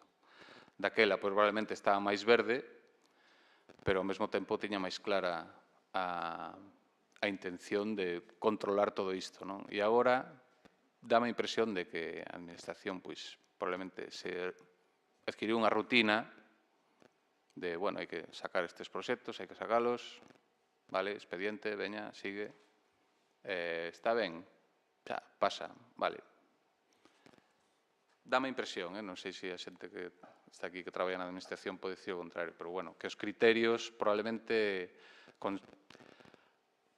non sexan tan arbitrarios como eran daquela, porque era un pouco o que iba saindo, pero probablemente tamén ao mesmo tempo sexa menos exixente. Dame un pouco esa impresión, a nivel de exixir a calidade dos traballos que se levan a cabo. Non o sei, podemos discutir, pero este, en todo caso, é un tema táctico, o que quero dicir, non?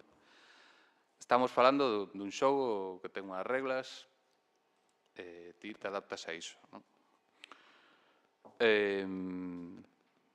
Despois, para min, está o plano estratégico, que é un poquinho máis amplio, que, seguindo co símil, pois, bueno, ti podes dirixir un equipo que xoga un deporte e máis alá da táctica que utilices en cada partido, ti xogas dunha determinada maneira, tes un estilo. Podes xogar ao ataque, podes xogar a defensiva, podes xogar a meter máis goles que outro ou a que te metan menos que os que metas ti, non?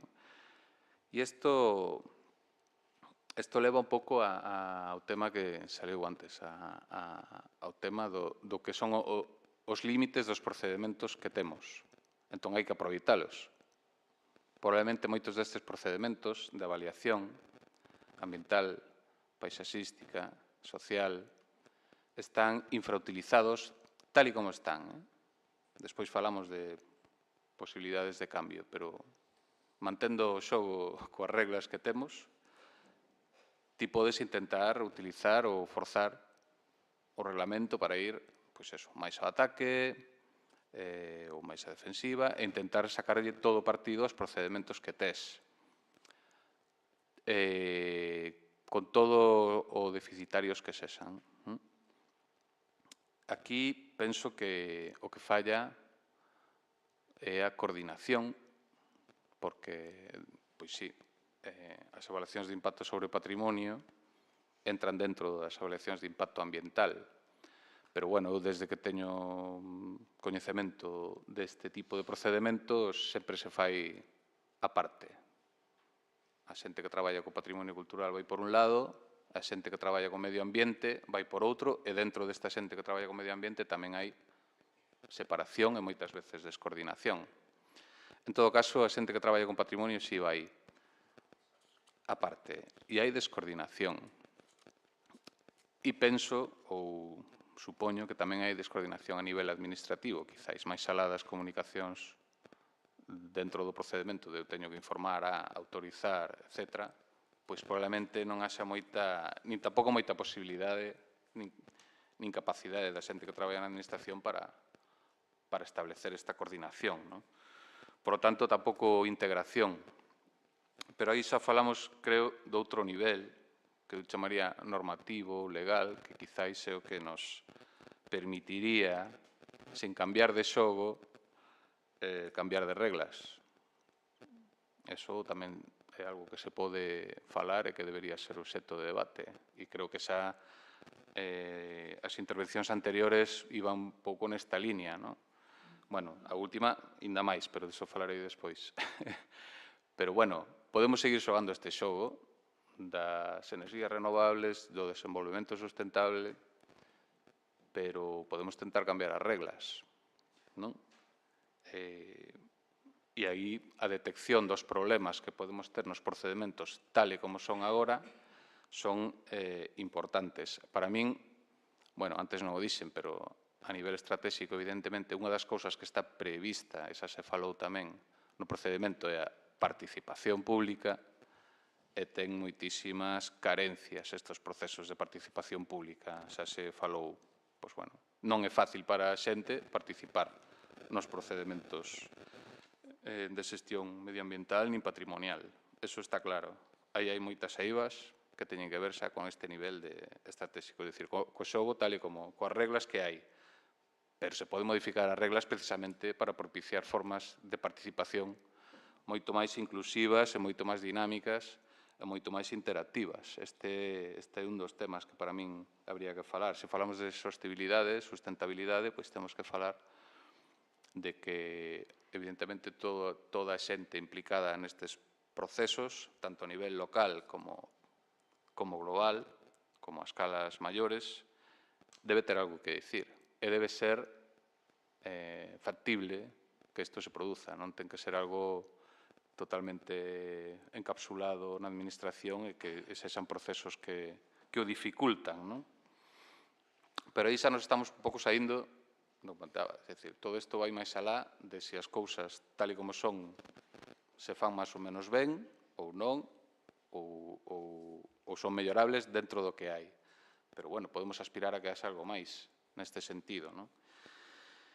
E aí chegaríamos ao que eu diría que como un último nivel, e creo que tamén se falou bastante, se falará no debate, seguro que na intervención posterior tamén, que ten que ver co sentido do que se fai, co sentido do xogo. O sea, realmente queremos seguir xogando isto ou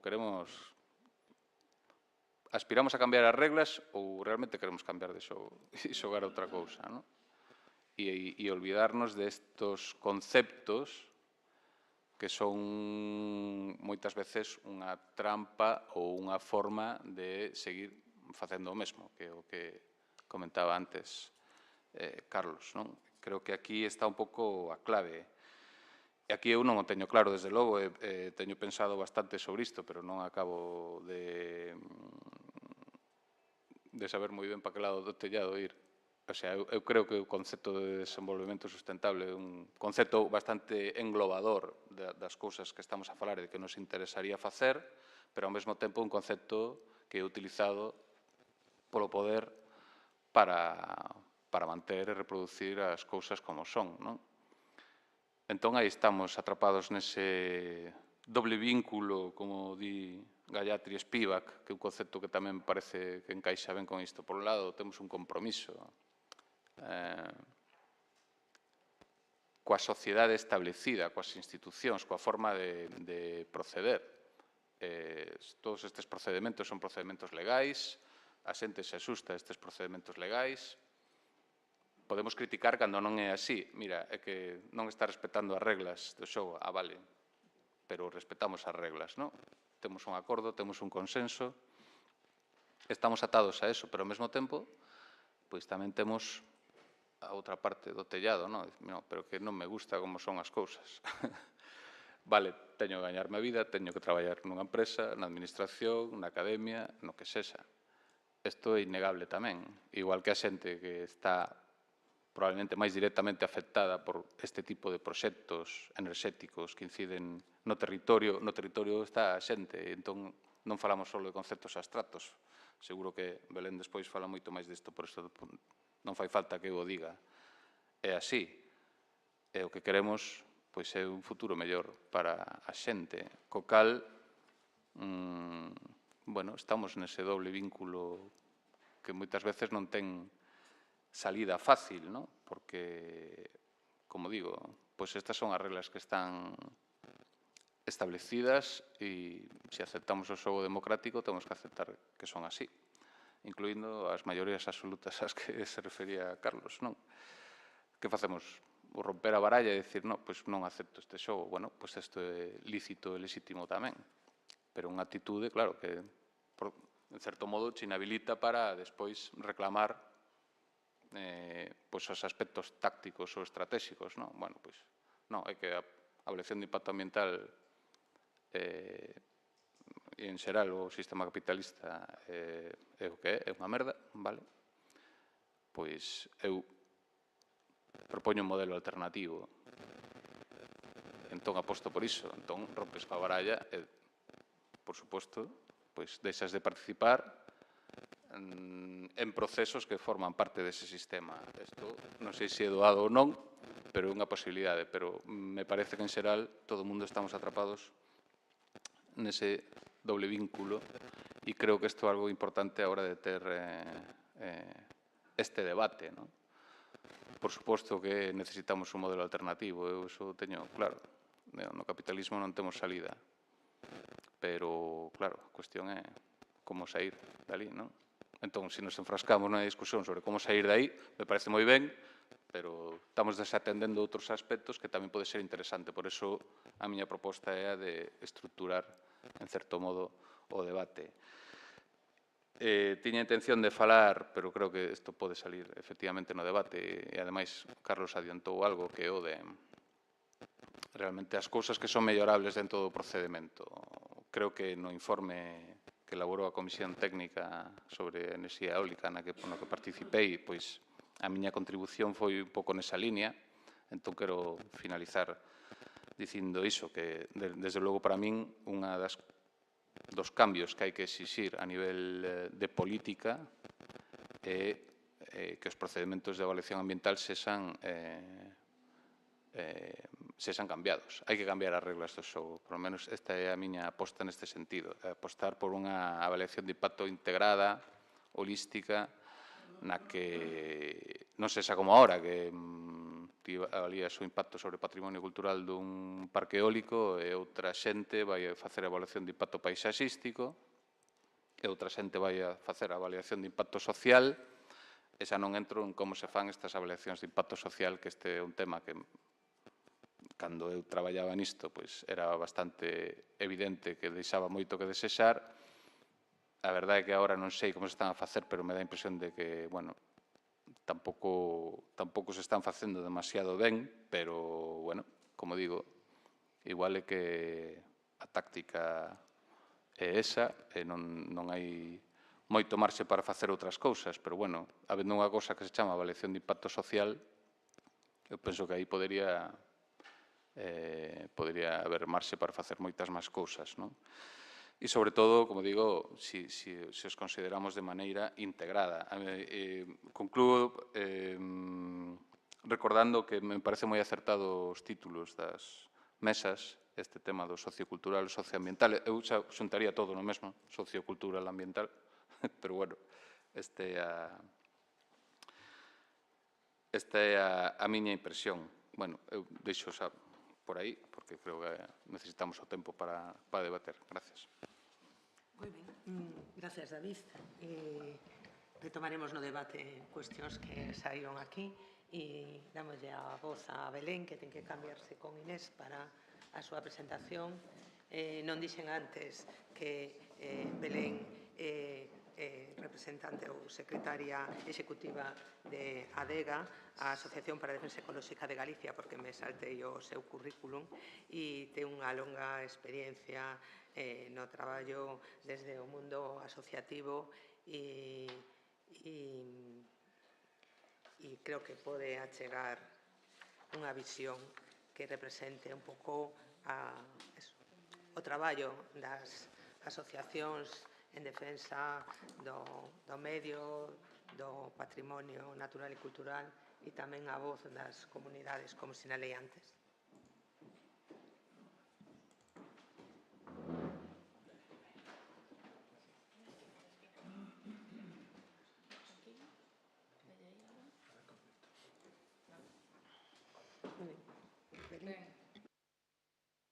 Nada, moitas grazas primeiro ao Consello da Cultura Galega por convidarnos. Bueno, eu hoxe aquí teño como un dobre papel. Por un lado, pois, representar a miña entidade, a ADEGA, como entidade ecoloxista, e, por outra banda, pois, falando desa integración ambiental social, pois, tamén con moita humildade, pois, veño a representar un pouco a voz daquelas comunidades rurais, sobre todo, que se ven afectadas por este modelo enerxético, non? Ben, eu, para comezar, quixera poñer un pouquiño, situarnos un pouco de onde partimos, non? En canto ás necesidades que temos de enerxía e como estamos en cuestión de renováveis. Sabemos que nos exportamos anualmente entre un 30 e un 40% de enerxía eléctrica, sempre falamos de eléctrica. Certo é que non toda é producida a través de fontes renovables, senón que tamén se produce con fontes fósiles, pero é certo tamén que desde 2020 xa acadamos producir ou xerar electricidade con fontes renovables que xa supera a nosa demanda interna de electricidade. Tamén é certo que xa acadamos certos obxectivos que se establecen pola Unión Europea en canto a de cara a favorecer medidas de mitigación da adaptación ao quecemento global, pois xa acadamos a cota de renováveis e tamén que o consumo da enerxía renovable xa aquí en Galicia teña unha porcentaxe das máis altas de todo o territorio español. A produción eólica supón o 40% total da produción galega en electricidade e, en canto á produción hidroeléctrica, hai que ter en conta que desde o noso territorio producimos o 25% de toda a enerxía hidroeléctrica que se consume no Estado español.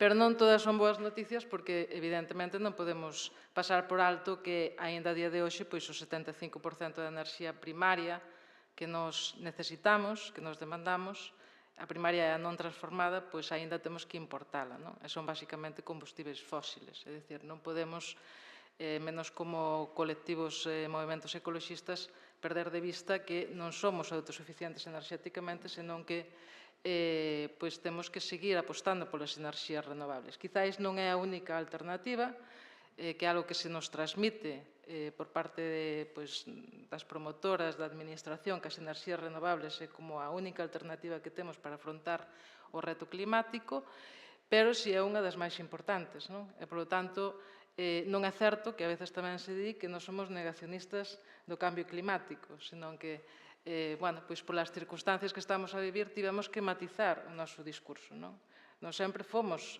favorables ás enerxías renovables, como non podía ser de outra forma, pero si é certo que, a vista de como estas se implantan na nosa realidade, tivemos que ir matizando tamén o noso discurso en canto a cuidado con como se están a implantar, cuidado co modelo, que é o que nós aquí estamos a denunciar.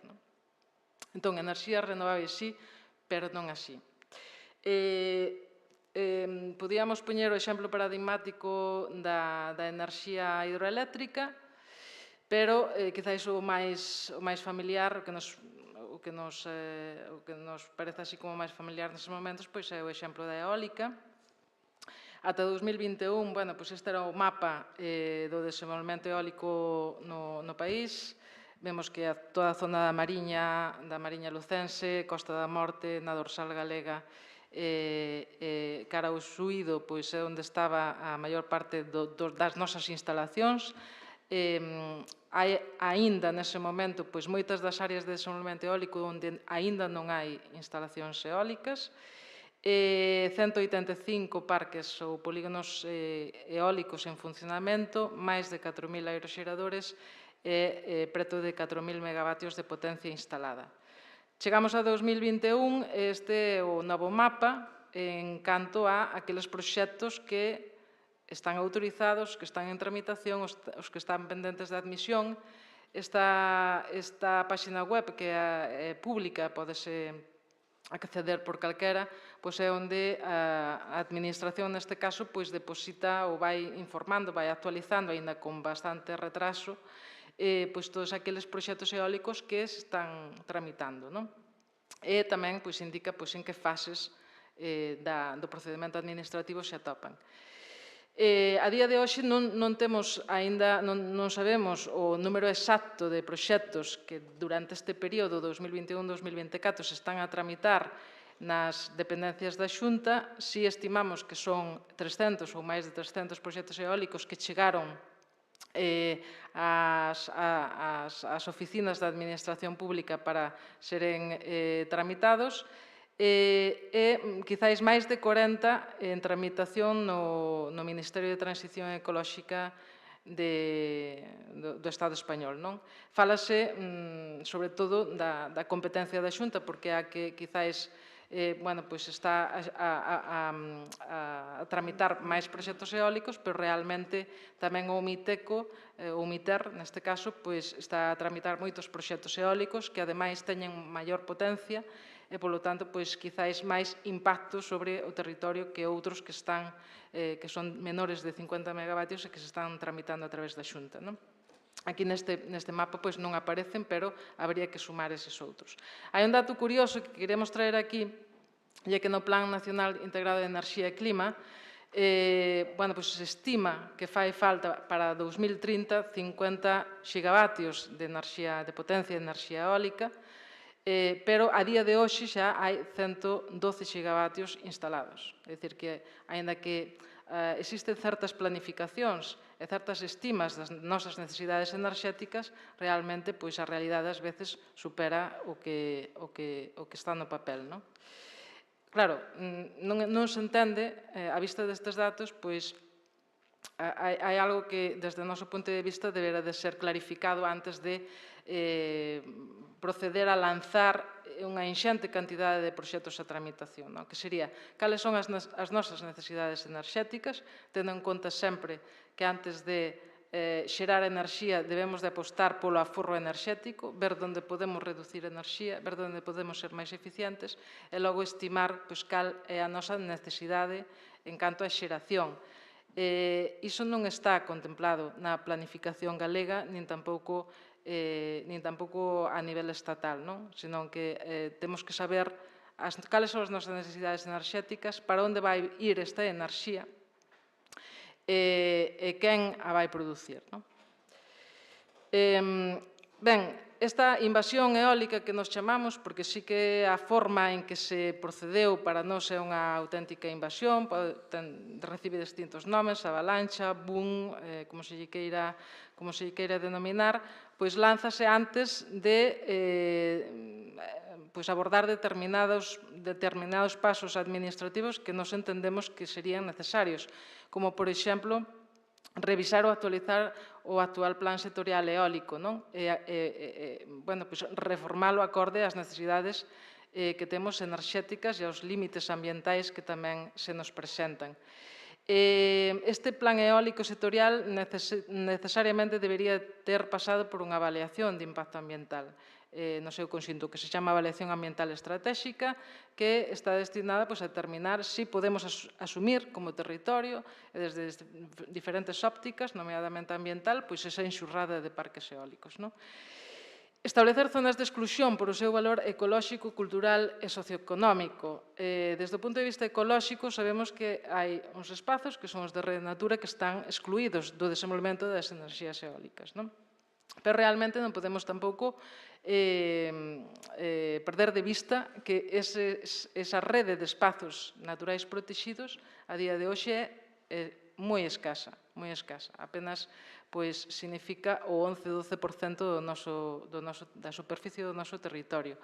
Estamos agardando desde hai máis de 15 anos por unha ampliación da Rede Natura 2000 que non dá chegado.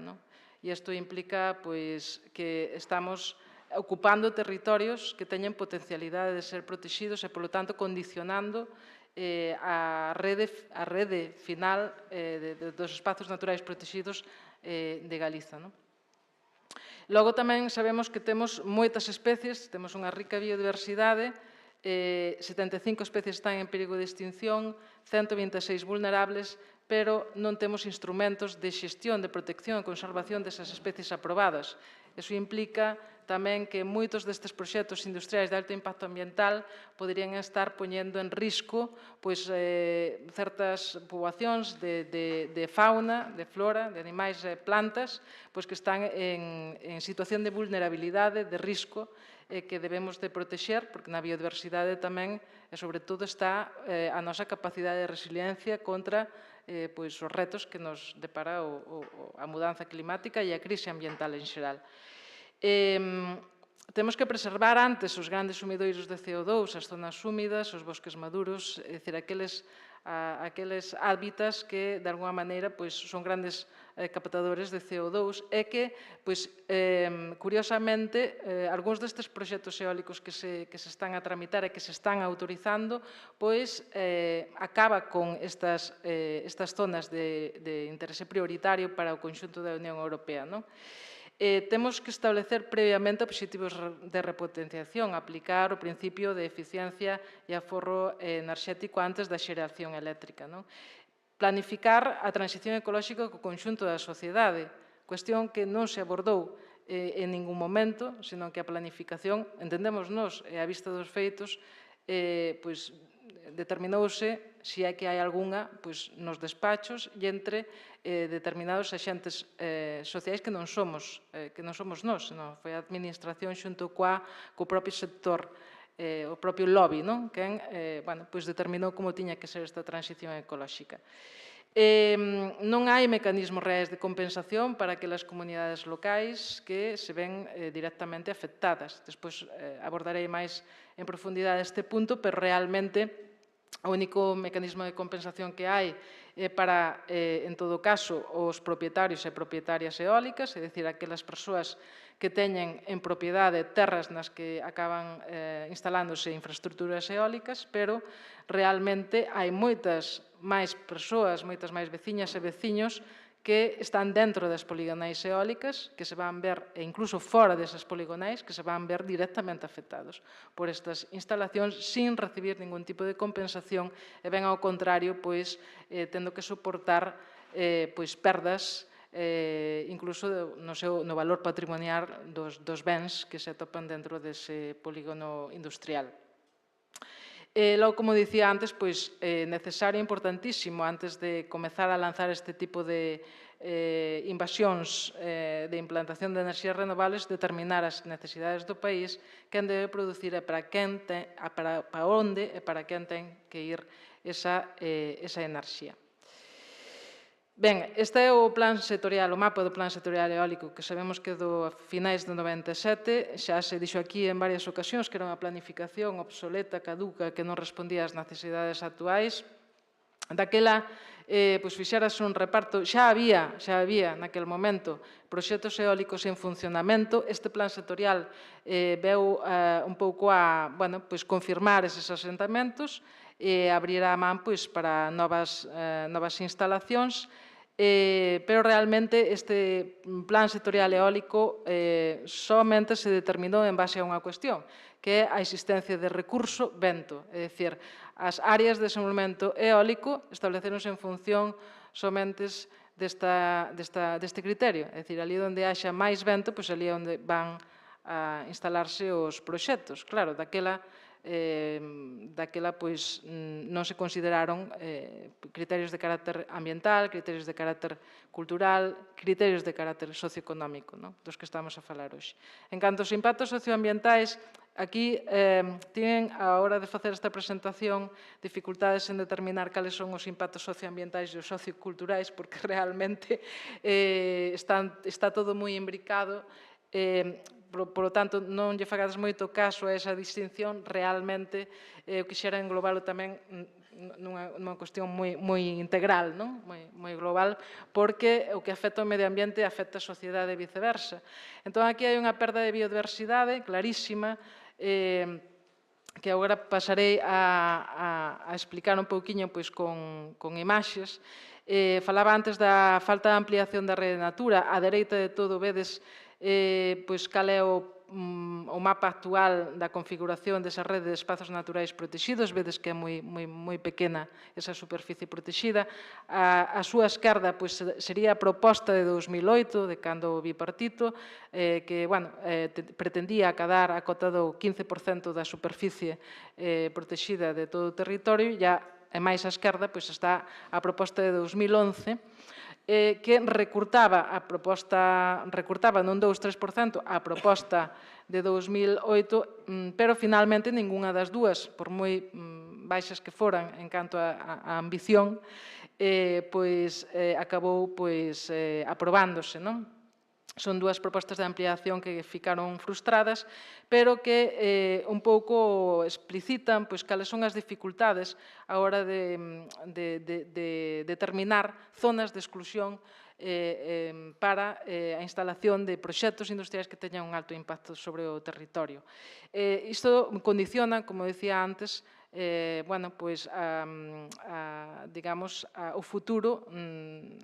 futuro destes espazos en canto a que se son ocupados agora por estes proxectos industriais de elevado impacto, posiblemente non poden ser incorporadas, xa que en algún momento chega nesa ampliación de rede natura todos estes espazos, co conseguinte perda de hábitats que son de interese prioritario, co conseguinte perda das condicións de vida de algunhas especies que están nunha situación de especial vulnerabilidade.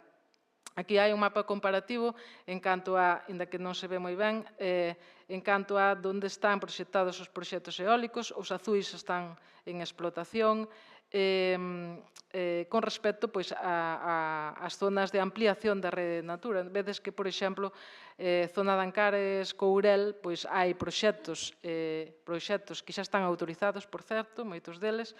Vedes que na zona na zona da Costa da Morte pois tamén hai proxectos que se queren instalar en zonas de ampliación e, nomeadamente, na zona do Suído, tamén aparecen proxectos previstos para a súa instalación en zonas de ampliación da rede Natura.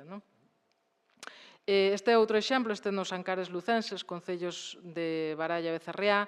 Vedes, esta é a liña, digamos, son o río Neira, que é un LIC, unha zona de rede Natura que se propoñía como ampliación na proposta de 2008. Vedes que o que vedes en vermello son as poligonais eólicas xunto cos aeroxeradores. Vedes que moitas destas poligonais afectan a eses espazos que estaban previstos para ampliar a rede Natura, o que podría condicionar, como digo, posteriormente a inclusión destas zonas na ampliación desa rede de espazos naturais protegidos. Logo tamén vedes que están moi próximos de zonas de rede Natura xa declaradas, como neste caso a CEC Ancares Courel.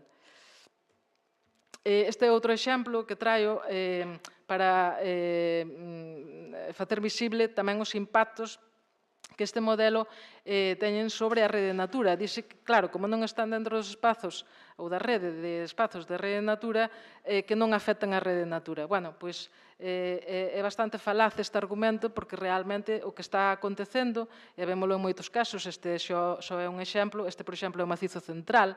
Vedes que varios dos proxectos eólicos que xa están autorizados, por certo, porque todos estes que poñemos están autorizados, están rodeando de maneira moi evidente ese espazo natural protegido, incluso afectando a zonas que foron propostas na ampliación da rede Natura. Polo tanto, sabemos que a nivel ecolóxico estas delimitacións non funcionan, no sentido en que os hábitats, as especies non entenden disto, e cando queren trasladarse a outros espazos tamén con condicións idóneas para eles, para estas especies, pois teñen estas dificultades, estas barreiras infranqueables que imposibilitan esa conectividade ecolóxica pola que tanto aposta, por certo, as políticas europeas. E ese é o sentido precisamente desa rede ecolóxica de espazos naturais protegidos. Ben, pois ese principio de conectividade ecolóxica vese totalmente truncado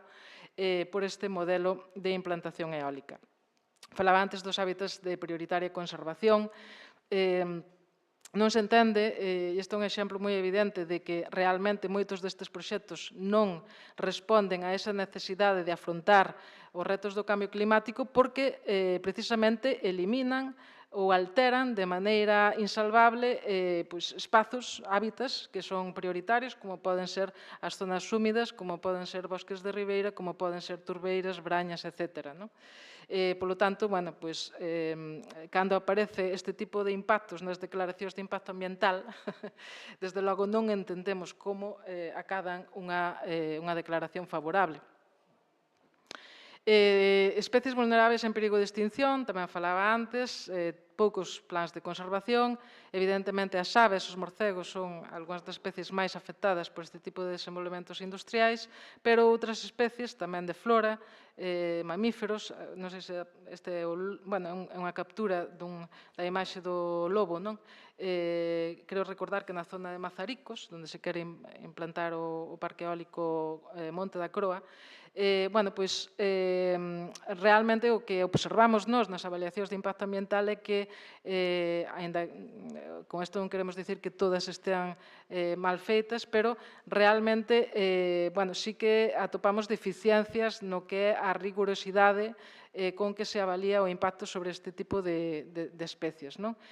Mais coa peculiaridade de que non temos instrumentos de xestión ou de conservación para garantir a supervivencia de certas poboacións destas especies.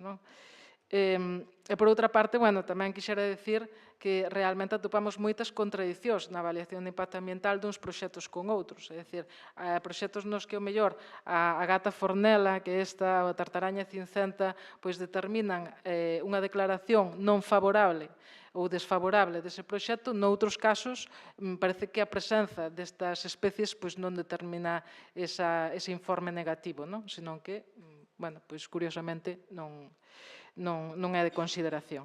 Endemismos ou especies únicas. Temos o caso paradigmático desta especie, da Centauria ultraiae, que foi unha das razóns polas cales o Tribunal Superior de Xustiza de Galiza pois paralizou en primeiro termo e anulou en segundo dous parques eólicos, o de Bustelo e o de Campelo, porque realmente o impacto que ian ter eses proxectos eólicos sobre esta especie ia ser totalmente devastador. Están localizadas únicamente 600 exemplares desta plantiña. Vedes aí as cuadrículas nas que está recoñecida e cuadrículas sobre as que se proxectan 3 polígonos industriais. Afortunadamente, 2 deles puideron ser parados e anulados no xulgado, aínda que tanto a Administración como a empresa, neste caso Greenalia, recurriron no Tribunal Supremo. Entón, veremos como acaba isto. Unha das propostas que facía a empresa e a Administración, xunto, por certo, coa colaboración da Universidade, era deslocar esta planta cara a outro lugar, sin ningún tipo de garantía de que esas especies, eses exemplares, conseguiran sobrevivir a esa deslocación. Estamos falando de especies únicas, é dicir, cando falamos de endemismos non se coñece a súa existencia noutros sitios máis que aí, nesa zona.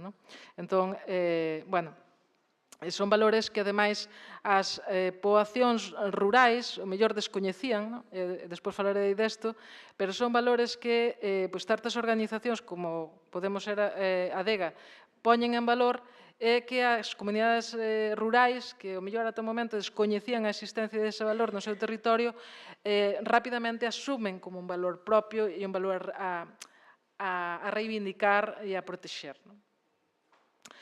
Reservas da biosfera, a zona azul, todas as reservas de biosfera que temos, é unha amplia extensión, aínda que sabedes que se reparten en zonificacións, depende da súa importancia. Hai zonas núcleo que nos consideramos que deberan estar excluídas, como tamén están os espazos de rede natura da implantación destes parques industriais. E, como vedes, moitos deles están dentro desas zonas de reserva da biosfera e é unha consideración que tampouco se lle dá quizá esa importancia suficiente dentro dos procedementos de avaliación ambiental. Incluso nos temos visto como, nalgúns procedementos, nin tan sequera se consulta aos órganos de xestión desas reservas da biosfera para que emitan informes sobre os impactos que poidara haber nas mesmas. Falaba antes, creo que Inés, da zonificación que establece o MITER de sensibilidade ambiental. Evidentemente, hai outra cuestión que se puxo de manifesto e é a diferencia de criterios que se aplica entre as distintas administracións a hora de determinar cales son as zonas máis sensíveis para acoller este tipo de instalacións industriais. Vedes que, se seguimos a zonificación que propón o Ministerio, prácticamente a totalidade do territorio galego está na zona de elevada sensibilidade ambiental, é dicir, que sería moi difícil, seguindo este criterio, acoller toda a cantidade de proxectos eólicos que están proxectados na nosa comunidade. Impactos directos sobre os recursos hídricos. A auga é algo que as persoas valoramos moito porque é un ben básico para a nosa vida.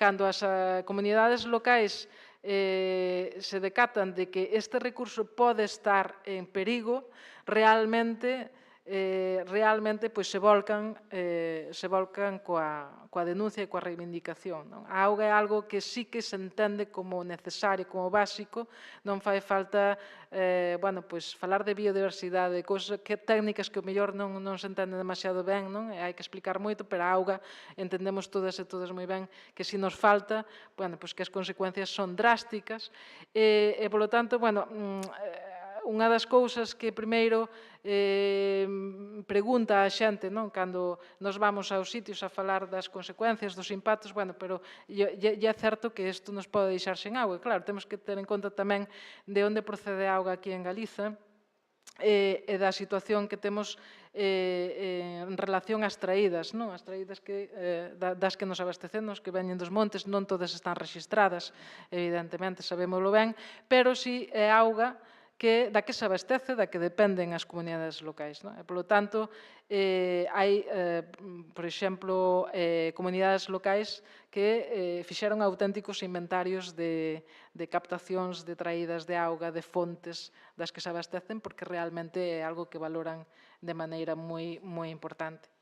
Sí que poden os proxectos eólicos industriais afectar a estas captacións e a estes regos, regatos, porque realmente o nivel de intervención que exixe a construción deste tipo de proxectos no territorio implica que moitas veces se rache con esa rede hídrica que abastece de auga as comunidades locais e, con consecuencias drásticas como a seca de fontes ou incluso de regos e regatos, non? Esta é unha imaxe simplemente para que vexades, neste caso, Monte Reboiro, en Baralla, algunhas das infraestructuras se colocan directamente sobre nacentes de regos de auga. E vedes como, estes son os regos, pero realmente hai moitas máis nacentes, de auga que aquí non aparecen reflectidas, pero vedes que realmente a afección sobre a auga pode ser significativa porque, claro, os muiños colócanse nos cumios dos montes que é de onde procede a auga, por onde baixa a auga. Paisaxe cultural, falabas antes, a foto de arriba seguramente a tedes visto moitas veces, é o Xistral, comentaba aquí o compañeiro David tamén, falaba desa auténtica aberración ambiental a todos os niveis.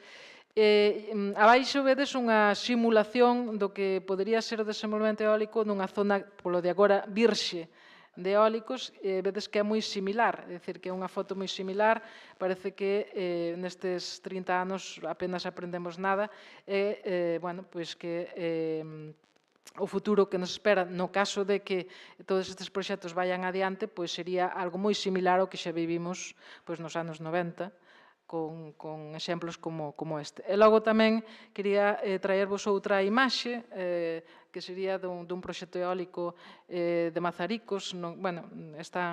Vedes o impacto que ofrece sobre os núcleos rurais este tipo de proxectos.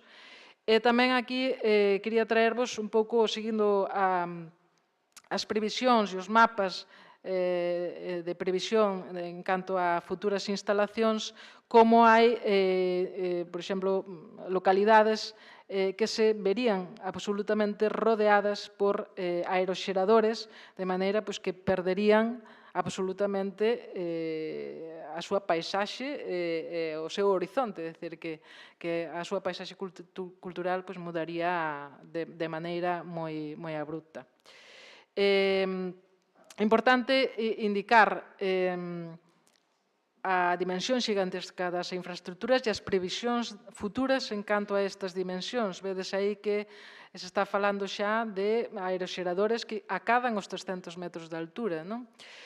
Claro, que pasa se nos polígonos industriais que agora se autorizan dentro de 10 anos se pensa nunha repotenciación para instalar o que daquela serían as máquinas tecnolóxicamente máis avanzadas, que serían, o mellor, estes eólicos que acaden 300 metros. É dicir, hai que pensar tamén non só nos impactos presentes, senón prever en cales poden ser os impactos futuros naquelas comunidades locais que agora mesmo xa se ven afectadas, pois, tendo en conta estas previsións, pois cal será o futuro desas comunidades locais, que agora pois xa con muiños de 200 metros de altura xa ven difícil a súa supervivencia ou a súa compatibilidade ou coexistencia con estes eólicos. Imaginemos pois dentro de 10, 20 anos se as previsións se cumpren.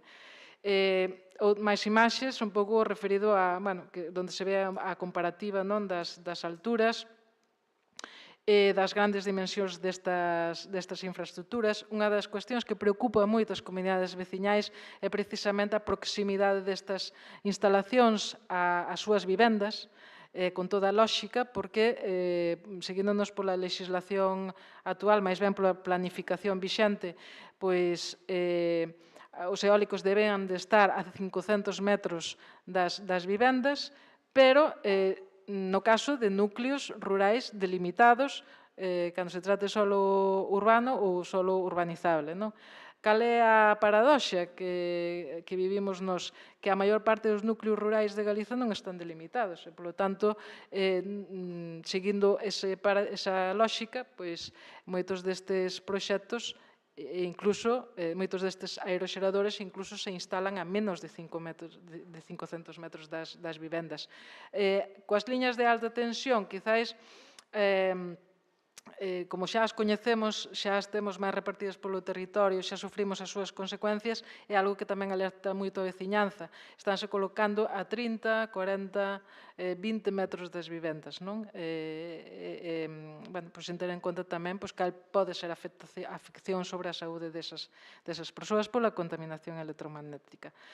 Falando de saúde, tamén están os impactos da contaminación acústica e lumínica, que os veciños é unha cuestión que tamén preocupa moitísimo porque pode afectar tanto ruídos de alta e baixa frecuencia como o efecto sombra que se chama, que se produce sobre as vivendas, pode afectar a saúde, pode crear problemas de tipo cardíaco, nervioso, estrés, depresión, etc.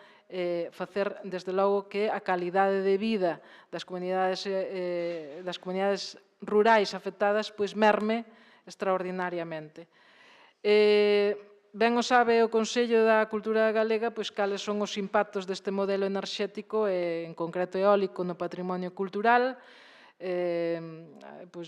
tanto material como inmaterial, nas tradicións, naqueles elementos que a priori, o mellor para as promotoras, para a administración, non teñen ningún tipo de interese, como poden ser, por exemplo, esta pedra no alto do monte, que simplemente nun segundo cunha excavadora pode desaparecer de aí, pero realmente pode ter unha simboloxía para as comunidades afectadas moi importante. Pode proporcionar unha identidade cultural moi significativa a esas comunidades afectadas. Pode ser motivo de lendas, pode ser un punto xeorreferencional moi importante para as comunidades veciñais, etc.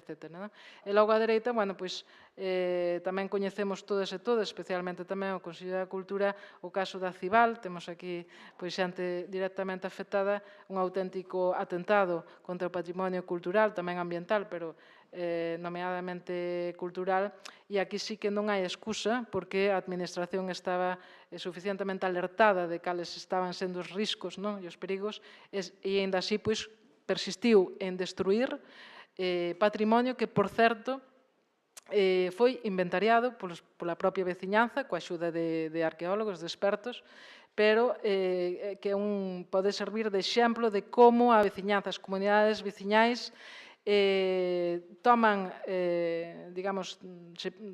cartas no asunto, recoñecen o seu territorio, recoñecen os valores que ten o seu territorio, solicitan que se protexa ese patrimonio e consideran o propio, consideran o propio e parte do seu territorio e da súa forma de estar no territorio. Impactos socioculturais e socioeconómicos, evidentemente sobre as actividades tradicionais. Falaba tamén Inés antes da competencia que se establece polo uso do territorio, pola competencia dos espazos. realmente é outra das afeccións que preocupan moito as comunidades veciñais e que non sempre é compatible. É dicir, ás veces o dano é demasiado, é moito máis grande que o beneficio e hai danos que non se poden revertir. No caso da eólica mariña temos ademais exemplos moi próximos, como pode ser o de Viana de Castelo, que xa nos indican que as consecuencias para o sector do mar son bastante negativas, porque ali onde se instalou o proxecto eólico que hai, pois non hai pesca. Por lo tanto, é outro problema de falta de planificación e incluso de falta de estudo, de investigación sobre os efectos que este tipo de instalacións poden ter en actividades tan estratégicas como pode ser a pesca, pero tamén sobre a biota mariña, que sobre iso aínda hai moito que investigar e estudar, sin embargo xa se están proxectando parques eólicos mariños de grandes dimensións que afectarían de maneira directa a moitos dos caladoiros de pesca que temos no noso territorio. Tamén quería facer unha especial mención aos montes veciñais. Sabedes que é unha figura singular dentro do que sería a xestión do territorio e dos montes en particular de aquí do noso territorio. Moitos destes montes veciñais, coa instalación de parques eólicos, deixarían de responder a aqueles servizos para o que están convocados, servizos ecosistémicos, e ademais perderían na práctica prácticamente a totalidade do territorio. Convertiríanse os comuneiros en simples arrendatarios destas promotoras, pero realmente deixarían de exercer como tal, como comuneiros e comuneiras. Entón, tamén vemos que este modelo eólico o que consegue é indirectamente facer desaparecer boa parte deses na práctica, boa parte deses montes veciñais e das súas funcións tanto ecolóxicas como sociais. Non sei quen dicía antes que os montes veciñais eran importantes para fixar poboación. Ben, as consecuencias serían totalmente as contrarias, é dicir, este tipo de proxectos o que están animando é a abandonar eses territorios.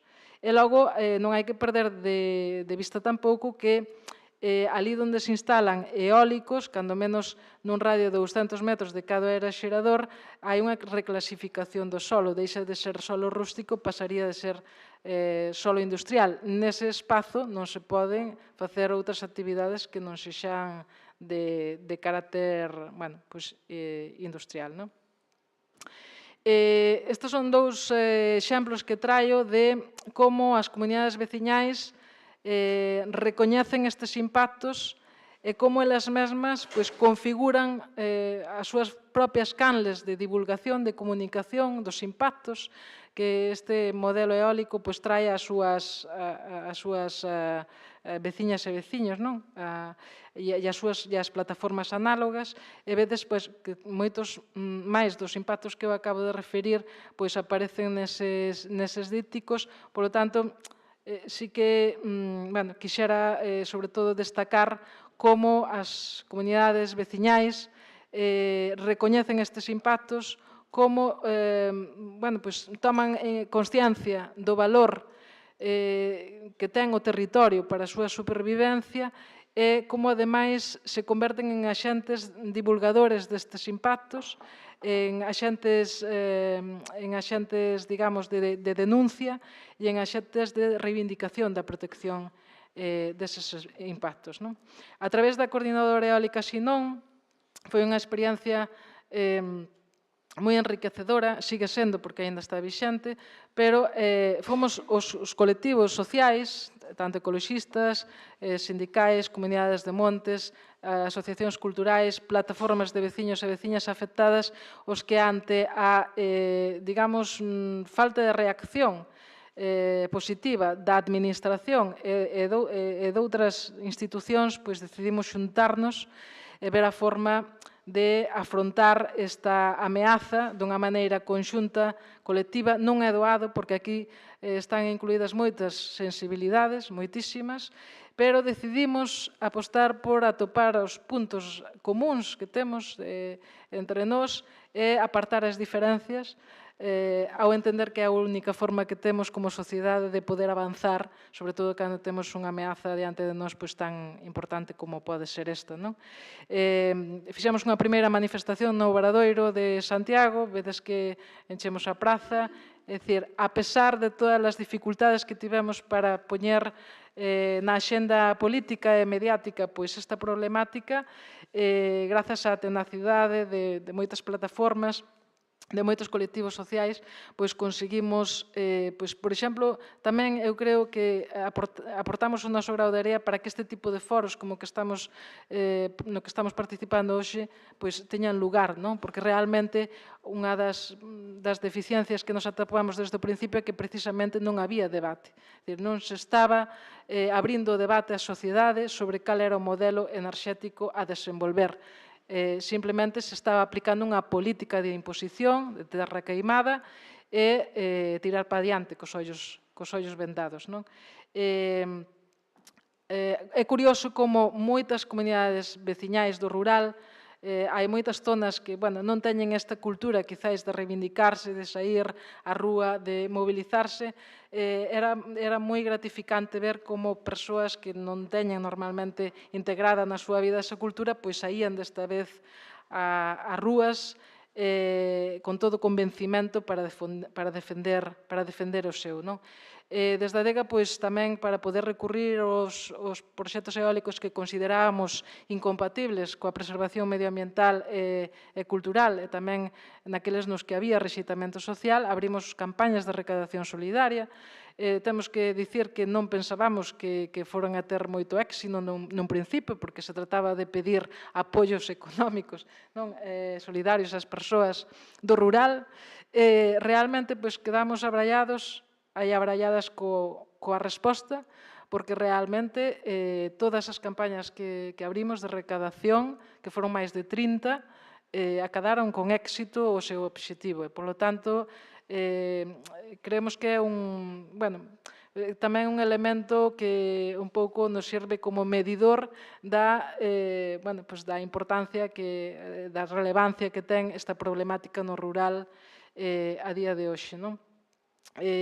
Tamén se vive unha recuperación dese sentimento de comunidade ou dese sentimento de pertenza a unha comunidade que ao mellor había tempo que non se vía en moitas comunidades rurais. É interesante como, por exemplo, as escolas rurais, os centros sociais recuperan actividade. Falaba antes Teresa de que non sempre no lugar no que vivimos se habita, non? Nos entendemos que se hai algo positivo de todo este movimento de loita, precisamente esa recuperación do sentir das sociedades rurais de que pertencen a unha comunidade, de que pertencen a un territorio, de que teñen un papel activo na súa defensa, pensamos que xa só por eso vale a pena continuar, seguir, resistir, porque isto levamos 3 anos resistindo ante esta ofensiva. Falan de novas vagas eólicas, xa estaríamos na segunda, seguramente veña unha terceira. Entonces, aquí vamos ter que demostrar como sociedade tamén a nosa capacidade de resistencia e de resiliencia. E, sobre todo, tamén é importante, desde o noso punto de vista, que isto aconteza, que as sociedades rurais se empoderen, porque están máis preparadas, quizáis que antes, para enfrentarse a cambios radicais nas formas de vida, máis abertos a que haxa un cambio no modelo enerxético, máis abertos quizáis a esas propostas que facía tamén Inés antes, que me pareceron moi interesantes, non só o desenvolvemento eólico, non só o desenvolvemento hidroeléctrico son a alternativa ou as únicas enerxías renovables que podemos potenciar para abordar esta transición ecolóxica, hai outras formas de facelo, nas que, ademais, as comunidades veciñais, comunidades rurais, poden ser partícipes directos e activos desas outras formas de producir enerxía e, ademais, para o seu autoconsumo. Por lo tanto, estamos máis preparados nas comunidades rurais para afrontar ese tipo de alternativas. Nada, para rematar, porque creo que xa me estendi moitísimo, aí temos algunhas das nosas propostas, algunhas xa as citei antes, un novo plan sectorial eólico, con fins socioambientais e ao servizo do país, é dicir, ten que haber criterios de carácter social, criterios de carácter ambiental que determinen como se planifica o desenvolvemento de enerxías renovables no noso territorio. Temos que ampliar a rede natura, non podemos agardar máis, non podemos perder eses espazos que son tan valiosos, por certo, para poder resistir aos embates do cambio climático. Temos que pensar en ir eliminando este tipo de proxectos dos espazos de rede natura. Temos que pensar no aforro e na repotenciación antes de pensar na xeración, protexer os caladoiros, os corredores ecolóxicos da eólica mariña, blindar a participación pública, algo o que nos vimos enfrontando nos últimos 3 anos é que continuamente se nos están recortando dereitos de participación pública en todos os procesos de decisión administrativa. Non vou falar a favor da Xunta porque ten moito de responsabilidade nesto, pero tampouco quero pasar por alto que tamén desde o Ministerio se está recortando esa participación pública. É dicir, a través de decretos de excepcionalidade estáse privando ás comunidades locais e a toda a cidadanía participar activamente dos procesos administrativos de autorización de proxectos eólicos e, ademais, eliminouse directamente a avaliación ambiental, o procedimento de avaliación ambiental deses proxectos, algo que nos parece xa deleznable, non? Porque non se pode abordar unha transición ecolóxica eliminando precisamente os procedementos de avaliación ecolóxica. É un pouco o sinsentido deste modelo. E despois tamén quixera recordar que aquí se falou tamén dos proxectos eólicos como ben de interese público, como se non houbera outras actividades ou outros usos do territorio que non foran ben de interese público superior. E falemos, por exemplo, do alimento, de actividades destinadas a alimentarnos, a darnos un recurso básico para a nosa vida. Falemos da auga. Por que, de repente, estes proxectos sí son de interese público superior e non outros. Despois tamén, por iso aquí tamén puñemos compatible coa soberanía alimentaria e a preservación dos recursos naturais. Saúde. Estes proxectos teñen afeccións directas sobre a saúde. Tamén é unha cuestión que non está suficientemente analizada. E é importante que tamén hai unha cuestión que eu creo que debemos dicir. As universidades teñen moito que dicir en todo isto. Desde as organizacións sociais, desde os colectivos de afectados, vémonos un pouco abandonados tamén por aquelas institucións académicas que teñen un importante papel no deseño desta planificación de enerxías renovables e tamén do modelo enerxético a seguir. Necesitamos estudos científicos, datos obxectivos que certifiquen cales van ser os impactos destes proxectos industriais na nosa vida, tanto no presente como no futuro. Non os temos, non estamos tendo suficiente apoio das institucións académicas en todo isto. Tería moitas outras cousas que comentar, pero creo que o interesante é agora o debate que se produza. Volvo a agradecer esta oportunidade que nos destes e moi satisfeita porque se produzan este tipo de foros e encontros. Moi ben. Gracias.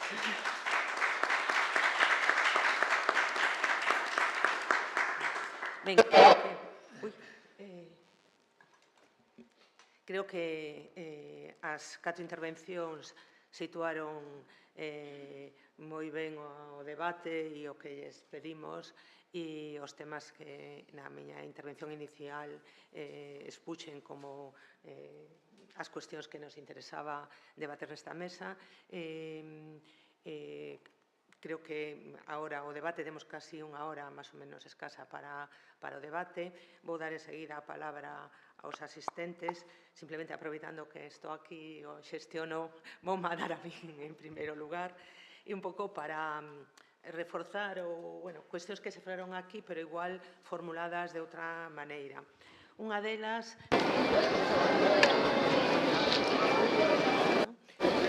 a ausencia, ou dunha planificación que non responde aos estándares ou aos criterios como é a cuestión do plan sectorial eólico. O sea, ou temos plans ou temos un modelo enerxético con proxectos. O sea, non hai unha planificación, non hai unha estrategia, non hai un modelo e isto ou hai plan Esto es malo. Señor, 45 i väljer kia elvasfrågan. Så står som 640. Väljer kia stöd, hier in centrum, mit dem Schild. Ja? Genau. Hier ist einfach. Die Kathedrale, es ist nicht zu verpassen. Wenn Sie an die Kathedrale kommen, links oder rechts, da kommen Sie automatisch hier. Ja? Dann werden Sie sehen. 16:45, hier weg zum Bus. Ja? Ist das klar? Ja? Hier sogar, Sie werden sehen, ich weiß, wenn man kommt in eine Stadt oder in eine kleine de usos e actividades no territorio se toman a partir de proxectos concretos, proxectos concretos que non se someten a avaliación ambiental estratégica porque non lles corresponde de estudos de impacto ambiental, pero temos que ter presente que a intención dos estudos de impacto ambiental é identificar as afeccións e implantar medidas protectoras e correctoras, non cuestionar a idoneidade ou non idoneidade. Aber dann haben Sie Zeit zur freien Verfügung. Über die Schienen, die Kathedrale in la vida son erklärt. Me parece moi importante. E outra cuestión, David mencionou, creo que foi David, a premura, non? E para min, que traballo na administración, e para moitos dos meus colegas, isto é algo totalmente presente no día a día. É dicir, hai unha tramitación. Großen Gottesdienst, 13 Uhr ist fertig und dann langsam wird die Kathedrale leer. E estamos vendo unha aceleración continua dos proxectos. Se trata de acelerar a tramitación dos proxectos, pero paralelo a eso hai unha desaceleración, unha ralentización da implantación de medidas de protección, de identificación dos bens de patrimonio cultural, identificación dos valores, protección, ampliación da rede natura, etc. Se están destinando uns recursos moi importantes á aceleración destes proxectos e non se están destinando en paralelo os recursos que serían necesarios á protección ou á identificación dos valores que se deben protexer. E neste mesmo ámbito Porque ahora un día die medizinische Fakultät gesehen, die Universität hier in Santiago, gegründet von einem Erzbischof von Santiago, also 1500. Veremos a ver como imos facendo, recomendamos, suxerimos, etc. Entón, isto é moi grave na situación na que temos o noso patrimonio cultural e natural, porque hai unha inmensidade de patrimonio carente de protección legal. E, por outro lado, non todos os valores se teñen que protexer legal ou se deberían protexer legalmente a través dunha tutela administrativa, porque, por exemplo, os tipos de cultivo, as especies tradicionais, as formas de traballar a terra ou de elementos que estruturan o territorio, todo eso non ten que estar... 1835 ist ein bekanntes Jahr in der spanischen Geschichte. É unha carga administrativa. Die Säkularisation, ja? Deswegen O valor que teñen esos elementos. sind einige Zeit später ist gekommen, was es heute ist, die Stadtverwaltung, Ayuntamiento. Wenn Sie an den Menschen in Santiago fragen, was ist das? Sie werden hören Ayuntamiento, Rathaus. Es ist heute nicht so ganz korrekt. Im Bus habe ich Ihnen erzählt, Diese Regionen, die Autonomie bekommen haben. Ja? Das Santiago Hauptstadt ernannt wurde. Also wir haben hier einen Ministerpräsidenten, wir haben hier einen aquí dun castro, ali dun petróglifo, non? Sin unha valoración do que supón. Presidente das Hausteilen. So dass jetzt hier rechts ist der Ministerpräsident und dann links der Bürgermeister. Ja? Und zur Seite passen ganz gut zusammen, weil der Ministerpräsident ist von der rechten Partei und der Bürgermeister von der linken. Ja? Also, ja, dass das Volk auch zufrieden ist. Ja? Okay.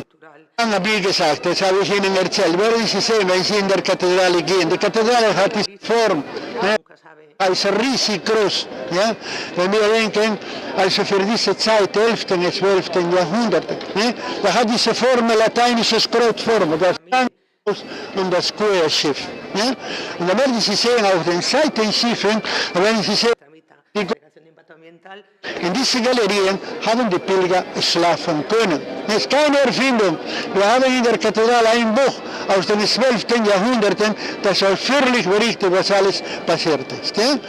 Aber diese Idee, die gut gedacht war, dem Pilger in der Kathedrale, man sagt aus Mitleid, da war keine andere Möglichkeit. Deswegen lange Zeit war hier nur die Kathedrale. Und dann aber das klar, es sind damals schon so viele Pilger gekommen, dass auf einmal keinen Platz mehr in der Kathedrale hatten. Und deswegen, Beginn des 16. Jahrhunderts, die damalige katholische Könige besuchen Santiago, sehen, dass die Pilger in der Kathedrale kaum Platz mehr haben und dann haben für die Pilger den Pilgerhospiz gebaut. Also lange Zeit haben dann die Pilger hier kostenlos schlafen können, war einige Zeit auch Krankenhaus, aber dann Mitte 20. Jahrhundert ist als Hotel umgebaut worden, der bekannte Parador Hostal de los Reyes Católicos. En resposta. Así que, quen queira falar, lle facilitamos o micro. Aquí tes.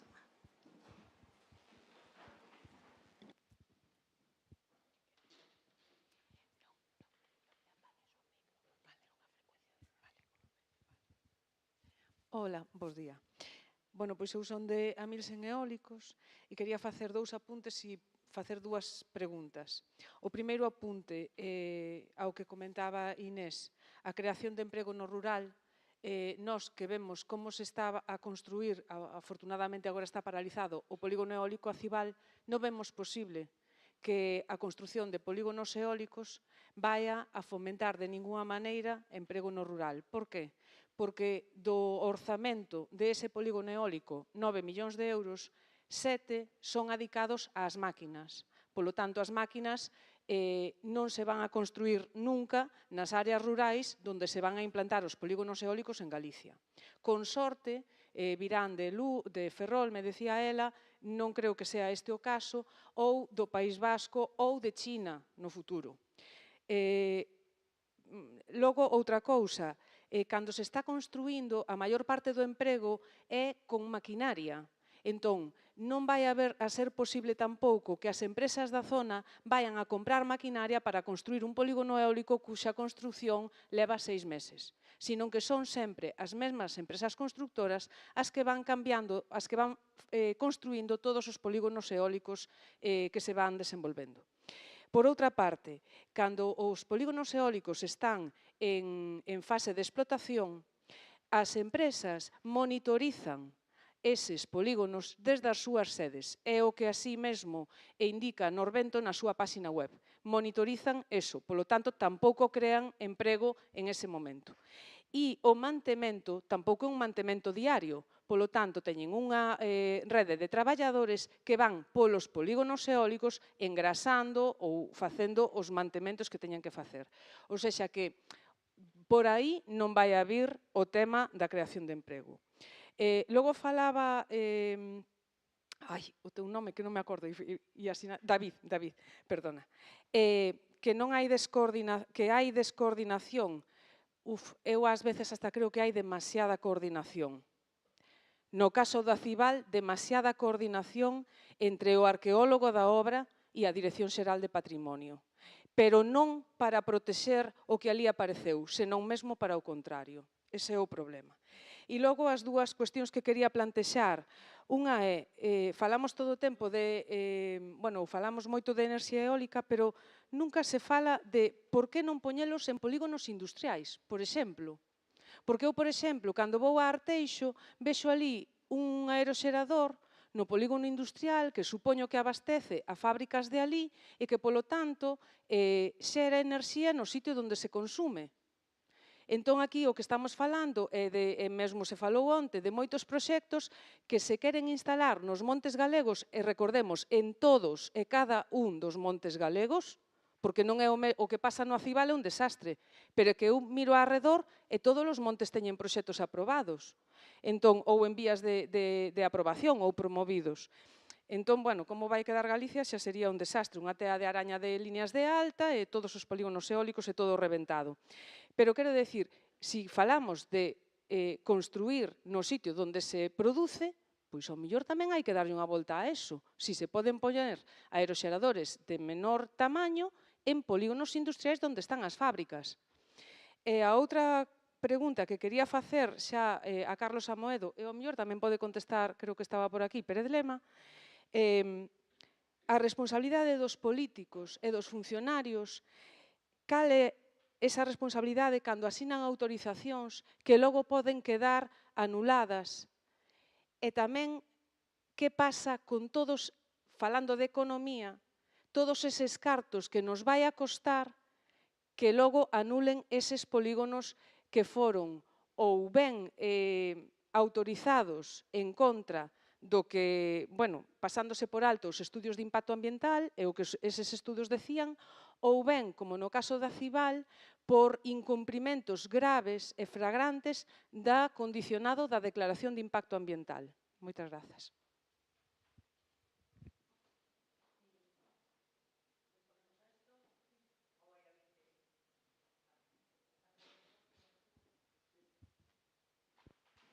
Bueno, é un tema tamén con unha certa complexidade técnica, o de saber en que momento hai unha responsabilidade patrimonial da Administración cando un proxecto autorizado ou sin autorizar, ou todavía sin autorizar, pois é finalmente anulado pola xurisdicción contencioso administrativa. Eu creo que aí pode haber efectivamente, algunha indemnización porque se acredite a existencia dun mal funcionamento da administración pública na tramitación dun expediente administrativo e se poda reclamar unha indemnización de danos e prexuízos pola perda de oportunidade, polos gastos nos que incurriu unha empresa precisamente para tramitar unha autorización deste estilo. Pero, eu non teño demasiada confianza en que haxa declaracións de responsabilidade patrimonial tan intensas como para desincentivar a Administración a facer o que está facendo ou os empresarios a non facelo. Despois, polo menos, isto polo que se refire á responsabilidade patrimonial da Administración. Se ti me preguntas en que grado de responsabilidade incurren os técnicos ou as autoridades públicas que autorizan proxectos que logo son anulados, aí sí que vexo que vai ser moi difícil que se declare unha responsabilidade patrimonial personal desas autoridades ou deses funcionarios. Se me estás preguntando pola posible acción de regreso que recolle a Lei 40 de 2015, a Lei de Sector Público reguladora do réxime xurídico do sector público, aí se prevé a posibilidade de que poda haber unha responsabilidade personal de autoridades e funcionarios públicos, pero sempre que haxa unha negligencia grave no exercicio das súas funcións.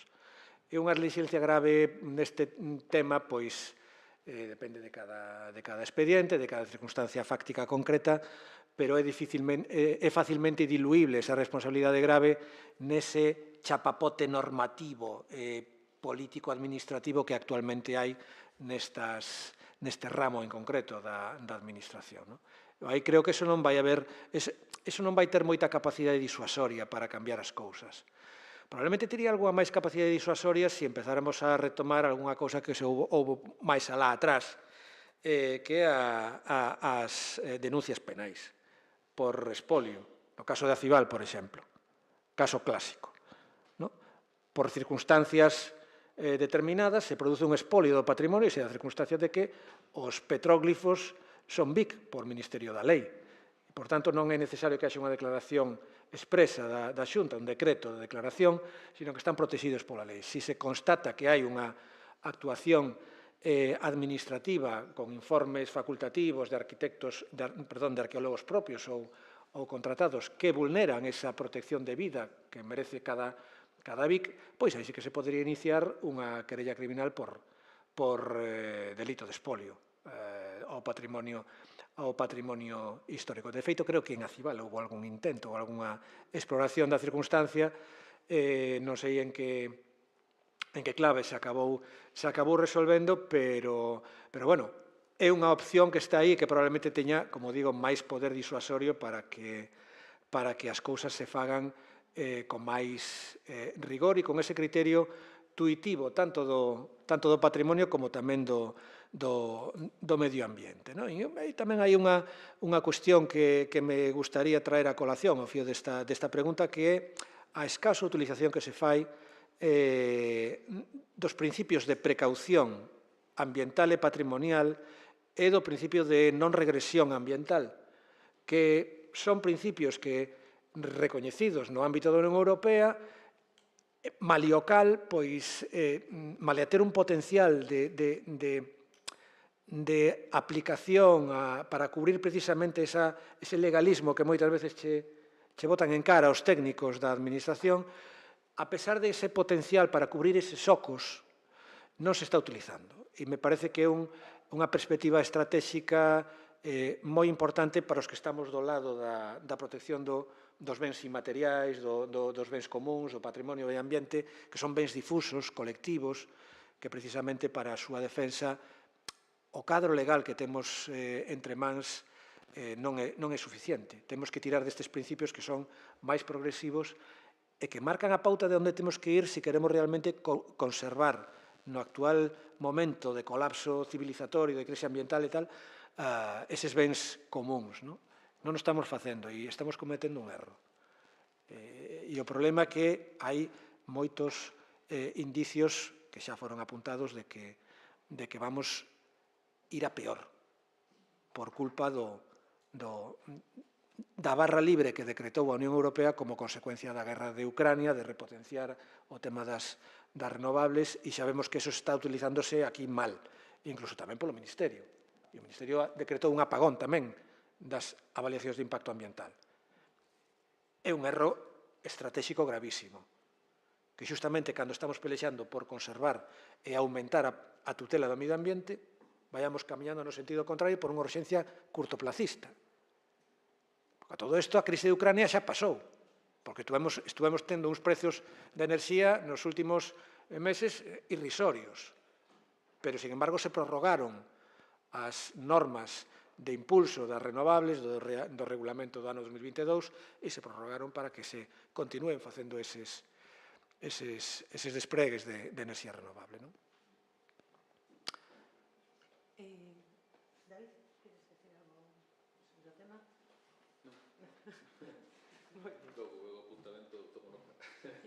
Vale, algunha outra pregunta? Sí, Ana.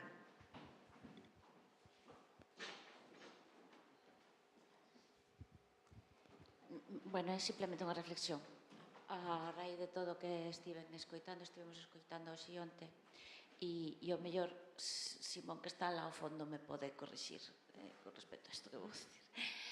Eu o que vexo aquí, decía Teresa que non había modelo, eu creo que sí que hai modelo na implantación das renovables, que é exactamente o mesmo modelo na eólica que na solar, no conxunto do Estado, e creo que é un modelo que está diseñado pola industria, por unha industria que ten que deixar os combustibles fósiles, con ese modelo de grandes producións para aproveitar as economías de escala, e que busca para promoción, o sea, para seguir co modelo de negocio, pois modelos de implantación de renovables con macroproxectos precisamente para eso, para aproveitar as economías de escala e rendibilizar os investimentos.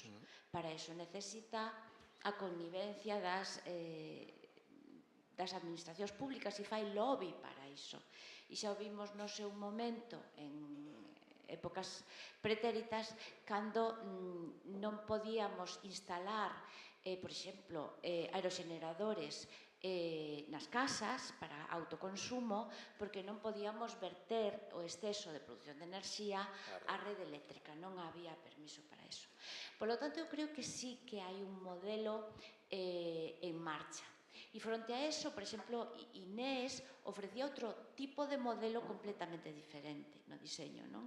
Que eu creo que é un modelo que sí existe no norte de Europa e que vai máis a producir cerca da demanda, máis ao autoconsumo, máis a... e con un mix enerxético muitísimo máis diversificado, non? Que creo que sería... que tería un menor impacto, penso eu.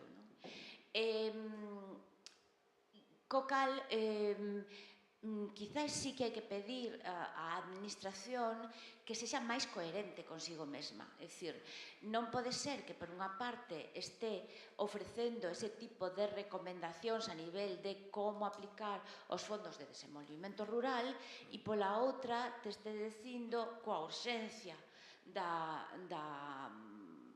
guerra de Ucrania que hai que potenciar a toda costa o modelo eólico da industria. Evidentemente, eu creo que aí hai un lobby claro da industria. Clarísimo, non? Entón, creo que sí que hai que reclamar máis coherencia, máis coordinación interna entre distintos departamentos e distintas escalas administrativas. Porque a industria fai o que fai. É dicir, a industria ten un modelo e o que precisa é maximizar o seu beneficio, evidentemente. Bueno, eran unhas reflexións que non sei se compartides ou non. Sí, por alusións, e despois paso a palabra a Inés, se queres comentar algo sobre isto. Si eu non quixen decir que non existira un modelo, o que eu tratei de decir, non sei se me expliquei ben, é que non hai un modelo planificado que se someta a información e debate público que se avalíe desde o punto de vista ambiental, estratégico, económico, social. É dicir, é un modelo que se fai a partir das decisións do lobby da industria onde se definen o modelo, nos abstraemos das actuacións concretas que se están executando o modelo, pero non hai un modelo planificado que se poida debatir, que se poida avaliar e sobre o que teñamos participación social. Eso é o que eu quería decir. Evidentemente hai un modelo, por eso estamos aquí hoxe discutindo do modelo enerxético. Inés?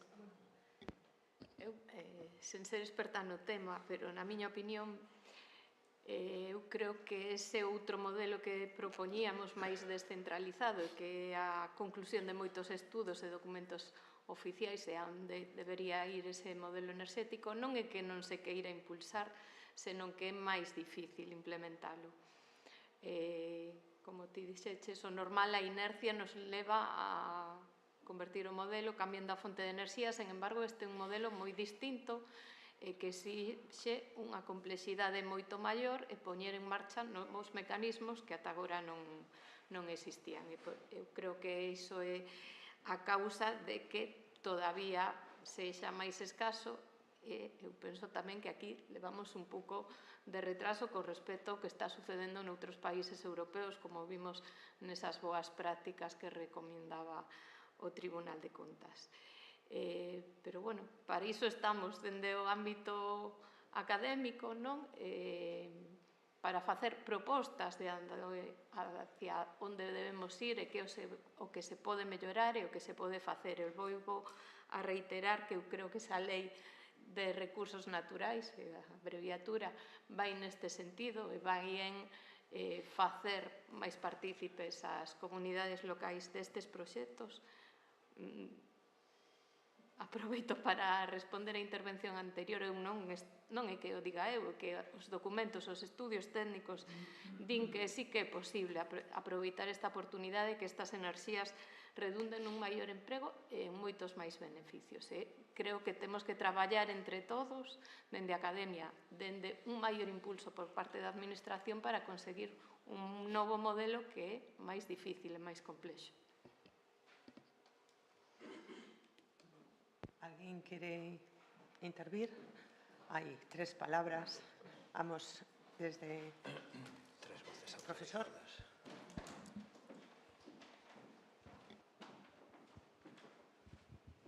Bueno, a miña pregunta ou reflexión en relación coa intervención de Moedo, que me pareceu moi interesante porque definiu un pouco o marco xeral onde nos estamos movendo, que é o capitalismo liberal, agresivo, etc., que existe hoxe. Non? Eu estou totalmente de acordo, personalmente, non? Na crítica ao capitalismo e procuro, que na miña vida particular, non coincidir con eso. Pero eu coido que unha cousa é eso e outra a historia económica realmente de Galicia. Non? A historia económica de Galicia habría que matizar un pouco máis os tipos de...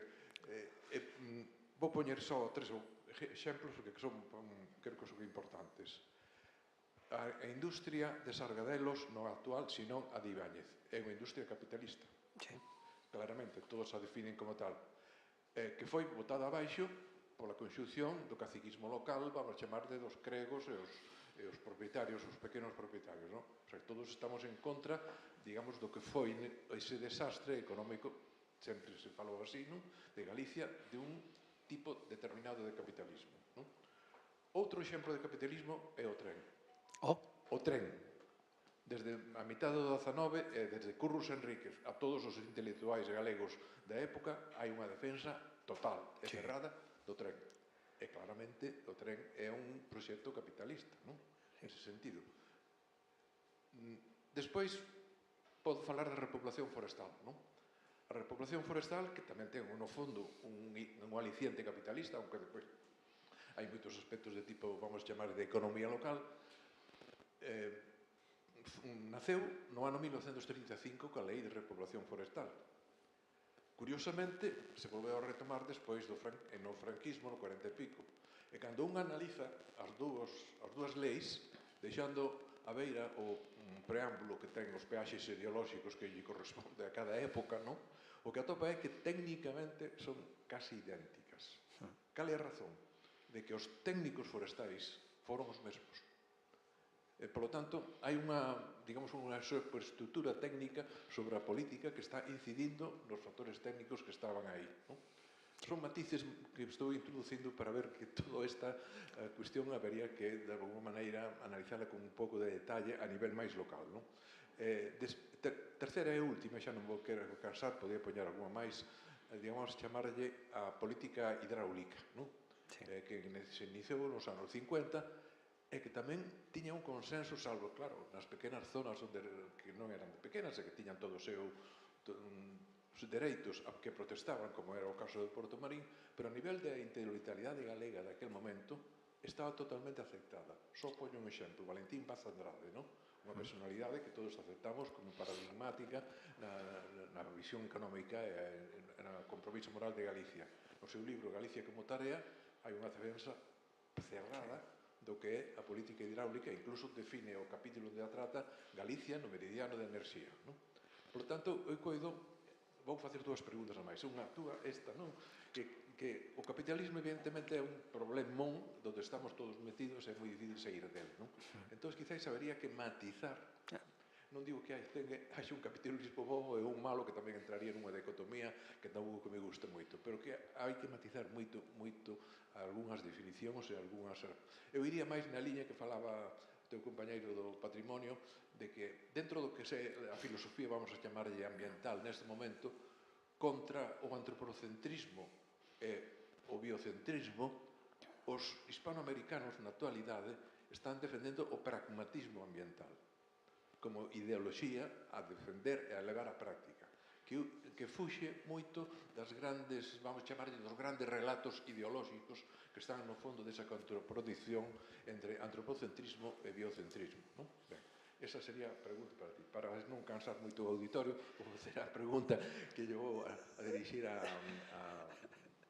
defensora, vamos, a representante de Adega, non?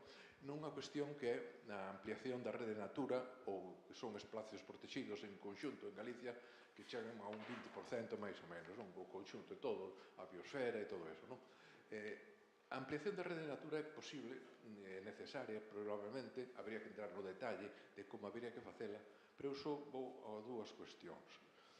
Unha, que xa mencionei onte, collendolle a palabra a Edelmiro López Iglesias, non? Calquer uso que se faga do territorio galego ou do monte, hai que pagalo, hai que remuneralo. E que eu saiba, os sistemas de remuneración de pérdida de determinados usos pola protección ambiental que teñen todos esos, non se fai, ou se fai moi mal. E, polo tanto, eu coido que, ao mesmo tempo que estamos pedindo que os parques eólicos, de alguma maneira, reverten económicamente e hai que remunerar realmente aos propietarios, tamén habería que remunerar e compensar económicamente a aqueles que se lles sustrae determinados usos pola dedicación ambiental, non? E a última cuestión tamén relacionada con isto, da mesma maneira que se lle pide aos parques eólicos que fomenten a participación da xente que se vai a ser afectada, que eu saiba, todos os grandes espacios protegidos se fixeron de unha maneira asimétrica, é dicir, sin contar cos veciños, de alguma maneira. En moitos casos, incluso, contra os intereses dos veciños.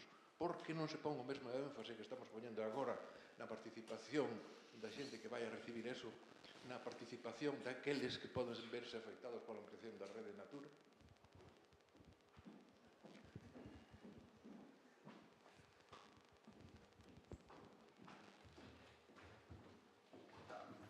Facemos unha ronda de preguntas mellor antes de contestar. Sí, podemos facer unha ronda. Xosé Antón, Xavier Fondo e Rebeca. Porque se contestamos agora xa notamos todo. Sí. Sí, no, moi interesante, eu creo que achega a hora do profesor Díaz Fierros, porque efectivamente na ampliación, bueno, isto é algo tan esencial, no? Na ampliación da rede Natura, non? Bueno, é como a cuestión de cando se fixeron pois, as áreas protegidas, non como as fragas do EUME, non? É dicir, levar o principio de participación, os principios de consenso tamén a esta definición, pero que eu creo que a cuestión da ampliación da rede Natura conecta cunha cuestión que eu creo que é un pouco o obxecto da miña pregunta ao profesor Amoedo, non? Que na normativa europea se nos establece unha especie de barra libre, pero é para a repotenciación realmente, porque para novos parques hai que seguir cumplindo unha avaliación ambiental, non? Que non existe en Galicia, o que pasa é que Galicia fotocopia esa norma na Lei de Medidas Fiscais e Administrativas, non? Que entra en vigor o 1 de xaneiro do 24, e o paralelismo entre a normativa europea e a galega parece absoluto, pero falta ese elemento, que temos un territorio donde non hai áreas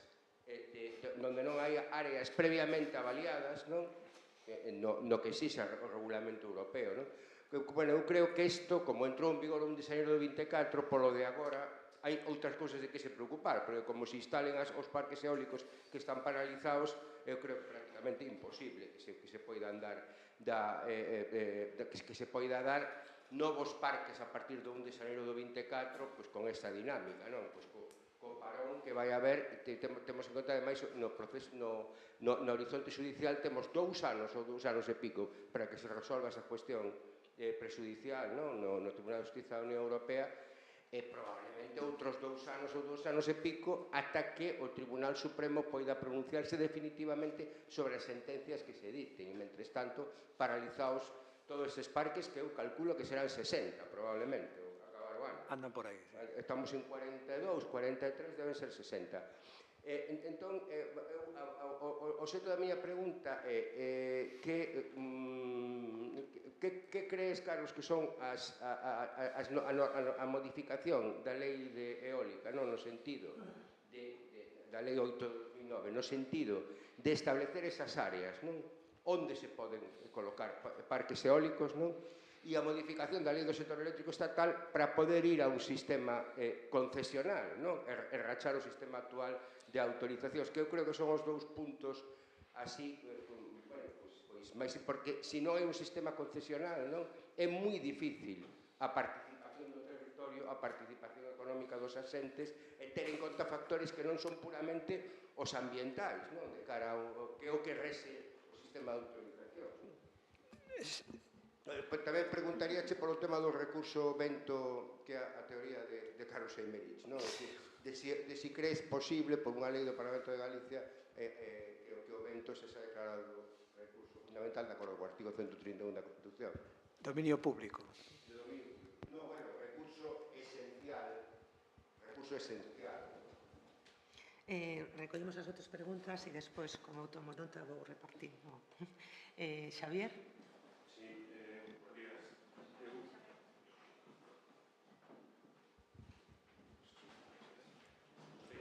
Intervencións, pero teño que mencionar, como acaba de mencionar Xoán, que o que máis me gustou foi a intervención do profesor Díaz Fierros agora, ao final, que é un placer poderlo escoitar nesta casa coa profundidade de pensamento que nos acaba de pôr arriba da mesa, con esa perspectiva histórica de como foi o capitalismo no noso pequeno país.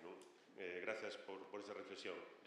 Ben, eu quero dicir que non comprendín, Inés, por que afirmas que a dispersión favorece o autoconsumo, partindo do punto que estamos todos de acordo en que as enerxías renovables son unha oportunidade para o medio rural. Eu creo que tal como está definido o autoconsumo individual non o favorece ni non perxudica a dispersión, creo. Outra cousa é o autoconsumo colectivo, e o autoconsumo colectivo está perxudicado pola dispersión, porque o autoconsumo colectivo requiere un número mínimo de usuarios e en moitas aldeas pequenas non os hai, se queremos falar de autoconsumo colectivo. Gustoume moito a túa intervención, pero en Galicia tamén hai unhas experiencias de redes de calor, por exemplo, Silleda ten unha rede de calor, Pontareas ten unha rede de calor, tamén o GDR Condado Paradanta incluiu na súa estrategia a enerxía, o GDR de Muros Noia coido que tamén, pero é verdade, como dis, que é necesario avanzar moito máis e por a política que conflúa a política enerxética e a política rural ou a política agraria, que ese informe que tú nomeas o di claramente. E creo que é unha eiva que ten a Comunidade Autónoma de Galicia e moitas outras comunidades autónomas e que vos sería de definir obxectivos transversais que superen o ámbito sectorial, que non sexan só políticas agrarias ou só políticas enerxéticas, senón que teñan ese carácter máis sectorial.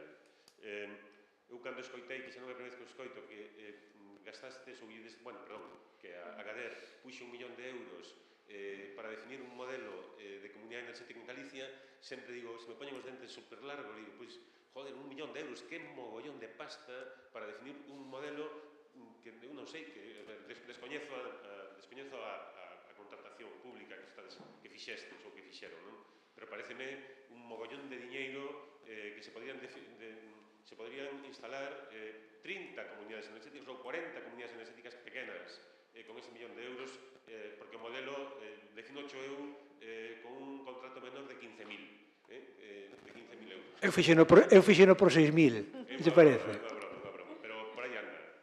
Ben, gustoume moito, e xa vou anotar, Carlos, isto da nosa tradición do capitalismo da silveira, que o anoto e teño que explorar e tratar de definir isto un pouco máis, porque efectivamente un pouco conectando co que decía o profesor Díaz Fierros agora, pero fixeches unha reflexión que me deixou preocupado e xa estuve un pouco averiguando o tema agora está moi de moda falar da lawfare, non imos falar aquí da lawfare, que non é o momento, pero podemos utilizar outra expresión que sea a law fake, que sí que ten que ver con isto, pero creo que a pesar de que a Xunta cambiou a industria para de consellería, industria segue sendo unha atribución dunha sección determinada do Tribunal Superior de Justicia de Galicia, por lo tanto que isto non quizáis non produza esa modificación. Pero sí que temos outros exemplos de lawfare no ámbito das, de lawfake no ámbito das renováveis, non? Por exemplo, a sentenza de Sasdónigas do Tribunal Superior de Justicia de Galicia é firme. A sentenza de Oribio é firme. E ata onde eu sei, Norvento, que anomeaba a compañera antes, segue a producir enerxía en Sasdónigas, non? Sasdónigas está pendente un incidente... Bueno, xa, pero... Pero tivemos que presentarnos nos porque os que conseguiron a sentenza non quixeron executar. Entón, outros terceiros conseguimos acreditar que éramos interesados para exigir que se cumplía a sentenza. Neste momento está pendente de resolver. O tema da lawfake tamén aparece ca cuestión dos 15 días, non? Da reducción dos 15 días de exposición pública que pasou aquí, e aquí asistimos a varios espectáculos, eu creo que bochornosos, non? Que parques eólicos tiveron que ser expostos 2 veces por temor a que esa reducción inicial dos 15 días os perxudicase na súa tramitación, non? No que acaba de decir, no que ti dixeches e no que acaba de decir agora Xoán, creo que el debe ter razón, porque é unha persona moi ben formada, pero teño que decir que na zona de Oribio, e agora non recordo o nome dos parques, acaba de salir publicado no BOE a proposta de 2 parques eólicos en tramitación polo Ministerio, onde non hai estudo de impacto ambiental, senón que hai informe de afeccións ambientais. De acordo? Entón, ben, por último, quero decir que sinto moito escoitarlle a miña apreciada secretaria de Adega, a Belén, que senten o abandono das universidades, non? É triste escoitar isto, pero seguramente ten razón, non? Ten razón. Pero antes disto, perdón, acabamos de esquecer agora, antes de decir isto, tamén quero dicir outra cousa previa. O dos técnicos, non? Dicía o profesor Díaz Fierros que os técnicos, eu entendinlle que a política determina o comportamento dos técnicos, non? E non ao revés. Fixaivos, Xoán o dicía agora, bueno, non, creo que non se dixo aquí. Nos últimos 2 anos hai casi 40 declaracións ambientais desfavoráveis para parques eólicos, casi 40, máis ou menos, de acordo? Nos témolas calculadas. Desde 1995, decreto 205 do eólico, ata o ano 2023 só houbo unha declaración ambiental negativa, a pesar de haber 1.500 megavatios instalados en zona de rede natura, e a pesar de que no parque eólico Álave, nos 2 Álaves, hai un informe técnico da Consellería de Medio Ambiente que nós temos e que está disponible, que dicía que ambientalmente non era adecuado. Os técnicos decían unha cousa, pero os políticos fixeron outra, que foi darlle para adiante a ese parque eólico. Entón, aquí, non sei, este debate entre o técnico e o político, deberíamos reflexionar un pouco sobre isto, non? Agora, co de Altri, o presidente da Xunta acaba de decir nosotros haremos caso a lo que digan os técnicos, non? Isto, a min, realmente, pois non me parece moi serio, non? Sendo consciente de que é necesario traer ese contraste técnico, pero por enriba da técnica están as políticas, unha política ambiental, unha política de desenvolvemento rural, etc. Bueno, volvo ao do abandono das universidades. Aquí hai compañeros e compañeras da Universidade de Santiago, da Universidade da Coruña e outros da Universidade de Vigo. Sen dúbida que temos responsabilidades sobre isto. Polo menos hai 2 centros de ciencias sociais e humanas, un de ciencias sociais especificamente, que é Ecovas, outro que é de ciencias sociais e humanas, que é o CISPAC. Nós, por lo menos, estou seguro que tamén Ecovas, estamos abertos a calquera iniciativa na que podamos contribuir para traer información e transparencia, nada máis que isto, non? E especificamente quero decir que nós, desde o Observatorio Eólico de Galicia, que é a Universidade de Vigo, co apoio da Fundación Juana de Vega, da Fundación Isla Couto e agora da Fundación Paidella Galiza, levamos moitos anos achegando información gratuitamente ás comunidades locais, non? Xa sei que isto non corrixiu nada, pero, bueno, pois estamos aí para isto, non? Entón, se calquera que nos chame, vamos a ir a facer... Somos economistas e sociólogos, non somos tecnólogos, nin biólogos, nin arqueólogos, pero, bueno, algo podemos decir ao respecto e pode ser útil. Grazas. Rebeca.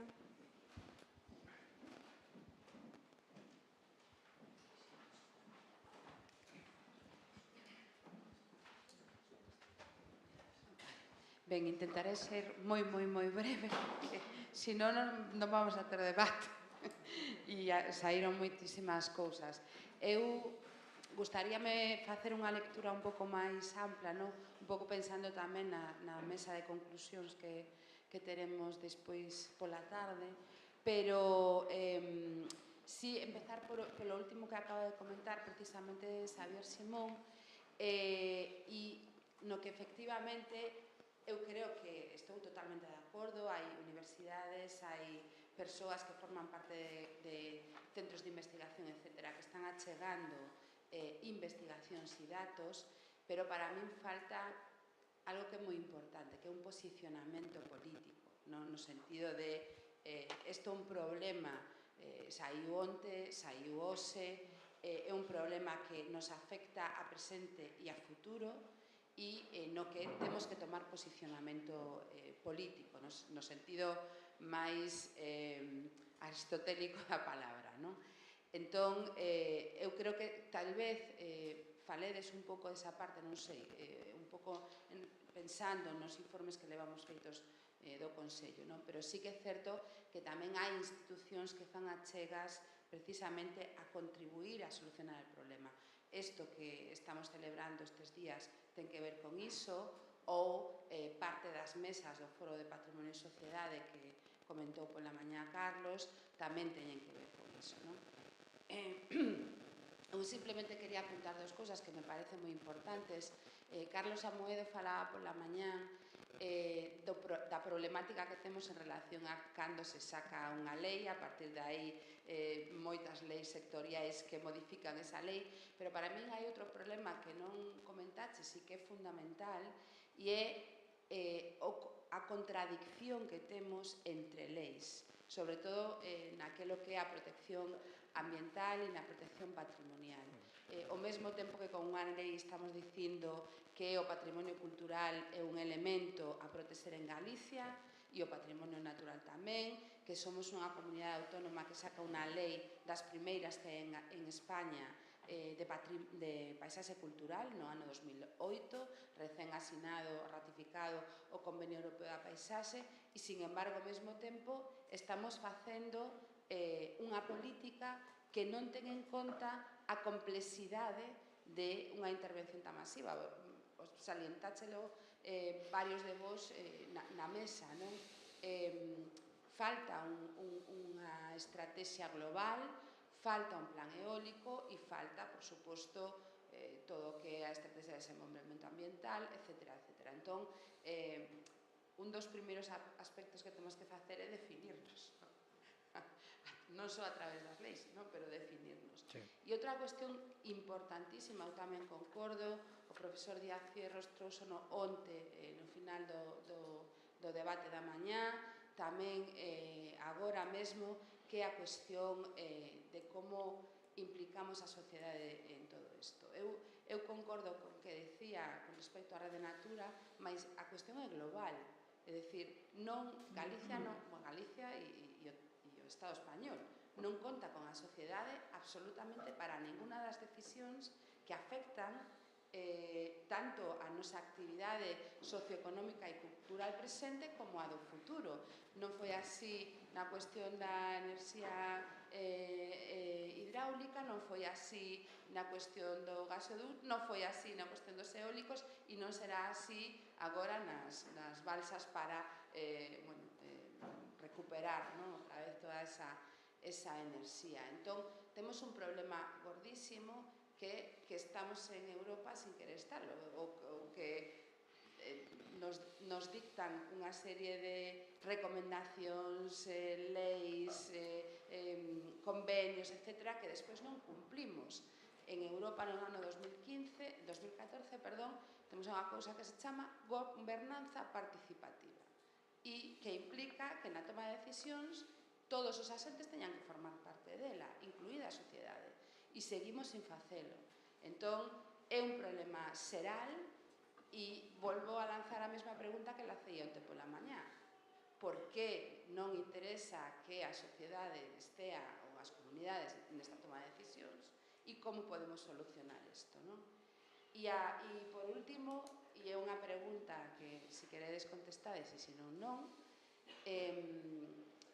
evidentemente tamén quedou claro onte e hoxe que é necesario un novo modelo enerxético, é necesario unha planificación e ordenación do territorio, é necesario definir que queremos ser no futuro. A pregunta é, estamos dispostos, e hai tamén o apoio e a colaboración con as academias, a administración, etc., ou estades dispostos a liderar unha iniciativa para definir un novo modelo enerxético na que haxa unha colaboración, é dicir, haxa unha proposta participativa que conte ou que parta das comunidades e conte co resto dos asentes e non solamente se leve aquí ou se presente aquí a quen toma a decisión, que son as administracións, sino tamén o Estado español. Carlos, creo que tes a maioría de respostas. A ver se me lembro de todas, porque a verdade é que xa me dixastes tan reflexivo coas vosas preguntas que vai ser difícil que toque todo. O que comentaba o profesor Díaz Fierros, teño que tranquilizalo que non son un anticapitalista esquemático, sino que, bueno, simplemente me puxen un pouco punky expresamente por ser provocador e por facer referencia a unha realidade que obviamente podemos matizar moitísimo e someter a moitas acotacións. Pero sí que me parece importante facer un pouco de visión histórica para reflexionar de onde veñen as dinámicas capitalistas. 6 minutos para reflexión histórica. De onde veñen as dinámicas e de onde veñen os capitais que se están tratando de poñer en valor neste momento no sector enerxético, e eses capitais veñen de onde veñen, non? Entonces, bueno, pois a mí me parece que é inevitable, se queremos facer as cousas mínimamente ben, pois polo menos ser conscientes de que eses capitais teñen unha potencia de influencia política social superior ao que teñen as comunidades locais e ao movimento ecoloxista e asociativo veciñal, non? Porque teñen unha capacidade de captura do regulador inmensa e acreditada durante moitos anos. Por poñer un único exemplo, que ademais trae unha cuestión que tamén me interesa poñer encima da mesa, que é o tema da revolución ou do cambio de paradigma cara a democratización enerxética que supoñen o autoconsumo individual e o autoconsumo colectivo, que durante anos foi ralentizado adrede polo goberno de Mariano Rajoy. A partir do ano 2018 se volve a iniciar un escenario regulatorio máis favorable ao autoconsumo fotovoltaico e a partir de aí comezan xa novas figuras a partir de novas decisións da Unión Europea de estímulo das comunidades enerxéticas cidadás e locais. E non por casualidade o goberno galego non é capaz de desenvolver non é capaz ou non quere desenvolver un escenario regulatorio favorable a estas comunidades enerxéticas locais porque supoñen un modelo que vai contra ese modelo industrial cuxo mellor exemplo é o eólico, onde están apalancados os capitais de sempre tratando de obter unha rentabilidade elevada das súas inversións. E non hai interese político en despexar as moitas dúbidas que hai sobre como montar as comunidades enerxéticas locais. Estou mirando para Xavier porque me consta que ademais é un dos grandes referentes á hora de orientar e asesorar neste novo paradigma de autoconsumo cidadá. A mí pareceme un testemunho moi claro que este proxecto de lei de beneficios económicos e sociais que se está tramitando no Parlamento só contemple un único desenvolvemento legal do autoconsumo colectivo e é o que favorece aos parques empresariais. Non hai ningunha outra mención a comunidades enerxéticas locais de ámbito rural ni nada polo estilo, porque eso políticamente non interesa, porque o lobby que lle interesa é, bueno, pois efectivamente, o aproveitamento eólico en Punta Langosteira para Inditex, para non sei que, ese tipo de, o tema de Alcoa, decir, de establecer aproveitamentos enerxéticos destinados a grandes empresas intensivas en enerxía, que é onde realmente pois está a capacidade de movilización, non? E contra iso é contra o que hai que loitar, porque se realmente queremos revertir moitos dos efectos perversos que van vindo cara a nós por todo este boom eólico, pois temos que baternos o cobre por outro, polo cambio de modelo, porque obviamente non vamos a sair da noite para o día do capitalismo. Hai que trascender o capitalismo, pero hai que trascendelo coas ferramentas que temos aquí agora. A nosa responsabilidade histórica é precisamente sermos o suficientemente intelixentes como para detectar cal é ese horizonte distinto de saída e empuxar con unha mínima coordinación para que todos rememos, todas as forzas que non estamos de acordo con esa tradición maldita, pois vayamos saindo de aí, non? Unha pequena crítica tamén á túa crítica de que non contades coas universidades, salvando as honrosas excepcións que todos coñecemos, efectivamente pode haber unha infraparticipación das universidades, pero tamén pode ser porque ninguén nos pide nada. Sabes? Porque, bueno, a mí me parece moi ben que vayades de ramistas por aí a pedir cartos, a facer crowdfunding, non, polas parroquias para financiar aí a loita contra el capital e tal, non sei que, pero eu que fun tamén presidente de comisión de festas, coño, resulta que recaudades cartos e despois, en vez de traerme a Panorama, traedesme un dúo. Non, porque ao final eu estou vendo que as asociacións ecoloxistas están tirando pola xustiza gratuita para defender os pleitos diante do Tribunal Superior de Xustiza de Galicia, e iso é malo. Iso é malo porque ao final a xustiza gratuita ben sabedes que está moi mal pagada. E ao final está dando a un profesional que está moi pouco motivado por traballar por 300 euros que lle van pagar por un pleito. Entón, eu tamén creo que as universidades tamén podemos facer algo deso. Tamén podemos botar unha man nos asesoramentos. Vale?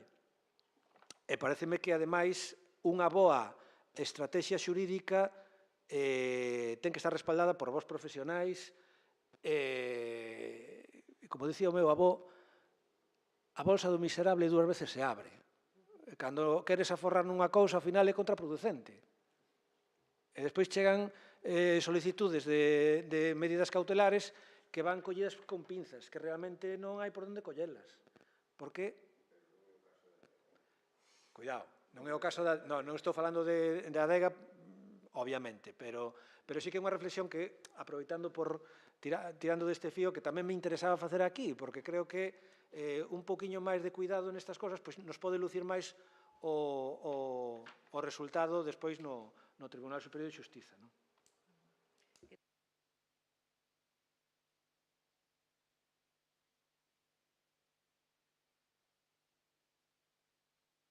Divertido, moi técnico, pero vámoslo deixar para outro momento, porque senón... Non, deixámoslo para...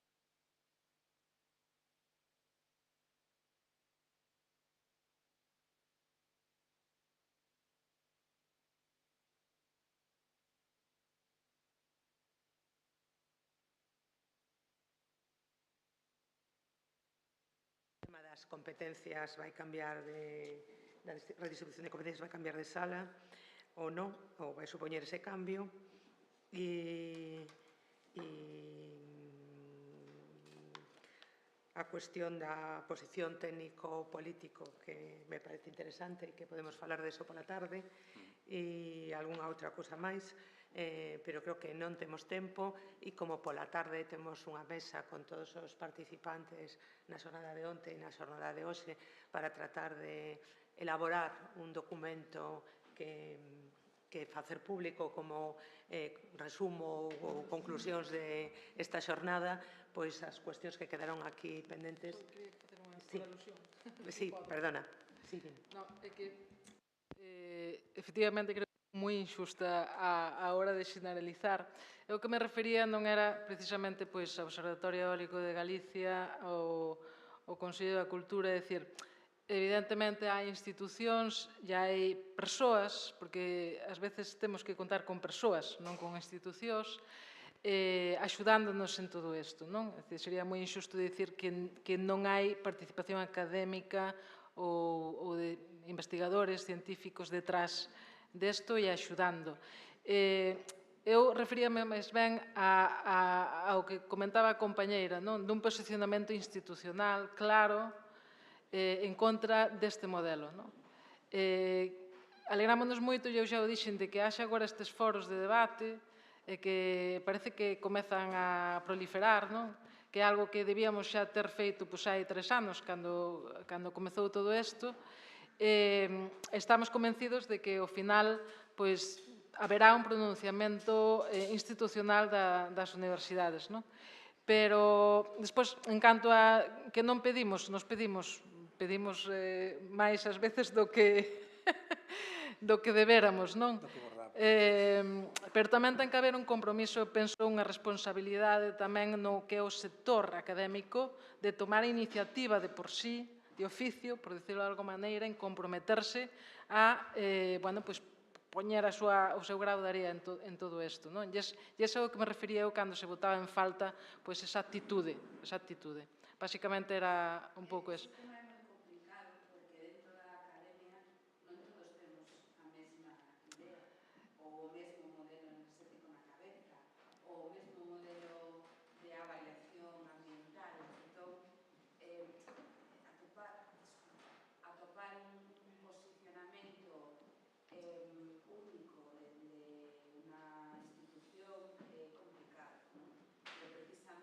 Este tipo de foros, a realización de dinámicas como o Foro Patrimonio e Sociedade, por decir algún, ou foros de debate que se desenvolven desde determinadas institucións, teñen que levar precisamente a partir de un análise e dos datos establecer conclusións, non?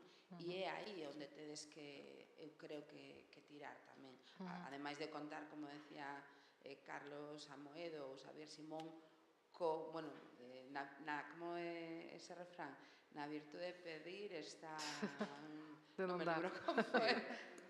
No vice de pedir está a virtude de non dar, non? Pois eso. Eu tamén moi rapidamente dicirlle a Belén que hai que ter moito cuidado con venirnos arriba coas declaracións institucionais das universidades, porque sabedes que, con motivo do proceso soberanista catalán, o Tribunal Supremo sentou unha doutrina en contra dos pronunciamentos políticos das universidades. Entonces, a mí xa estou temendo que en calquer momento nos veñan porque nós tamén estamos, do punto de vista institucional, apoiando o tema da causa palestina, o xenocidio de Gaza, en algún momento aínda nos poden tirar das orellas. Entonces, hai que ter cuidado cos posicionamentos globais, porque se cada institución arrisca moito facendo iso, que ademais é moi difícil poñer a todo o mundo de acordo dentro da casa, por outra circunstancia, de que o sistema universitario está preparado para que todo o mundo caia nun atroz individualismo académico e se dedique solo a lo suyo.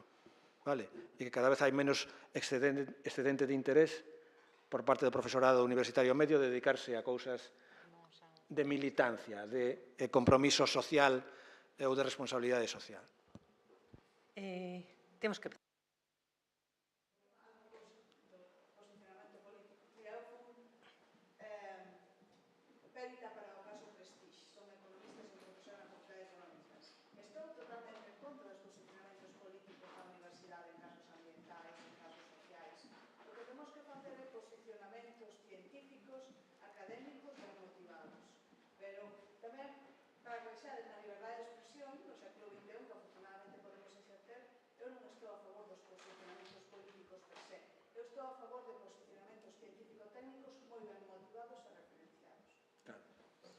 Moi ben.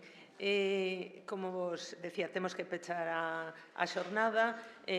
Os relatores están convocados esta tarde para tratar de elaborar este documento de síntese de conclusións e se calquera dos asistentes considera que nos pode achegar algunha consideración ou algún comentario ou algunha outra pregunta que teñamos en conta na redacción dese documento, poden enviárnola e terémola en consideración. Moitísimas grazas a todos por asistir, aos relatores de hoxe, da mesa de onte, aos dous relatores da mañá Creo que foron unhas jornadas moi interesantes e esperemos que o documento que recolle as conclusións tamén sexa do mesmo nivel.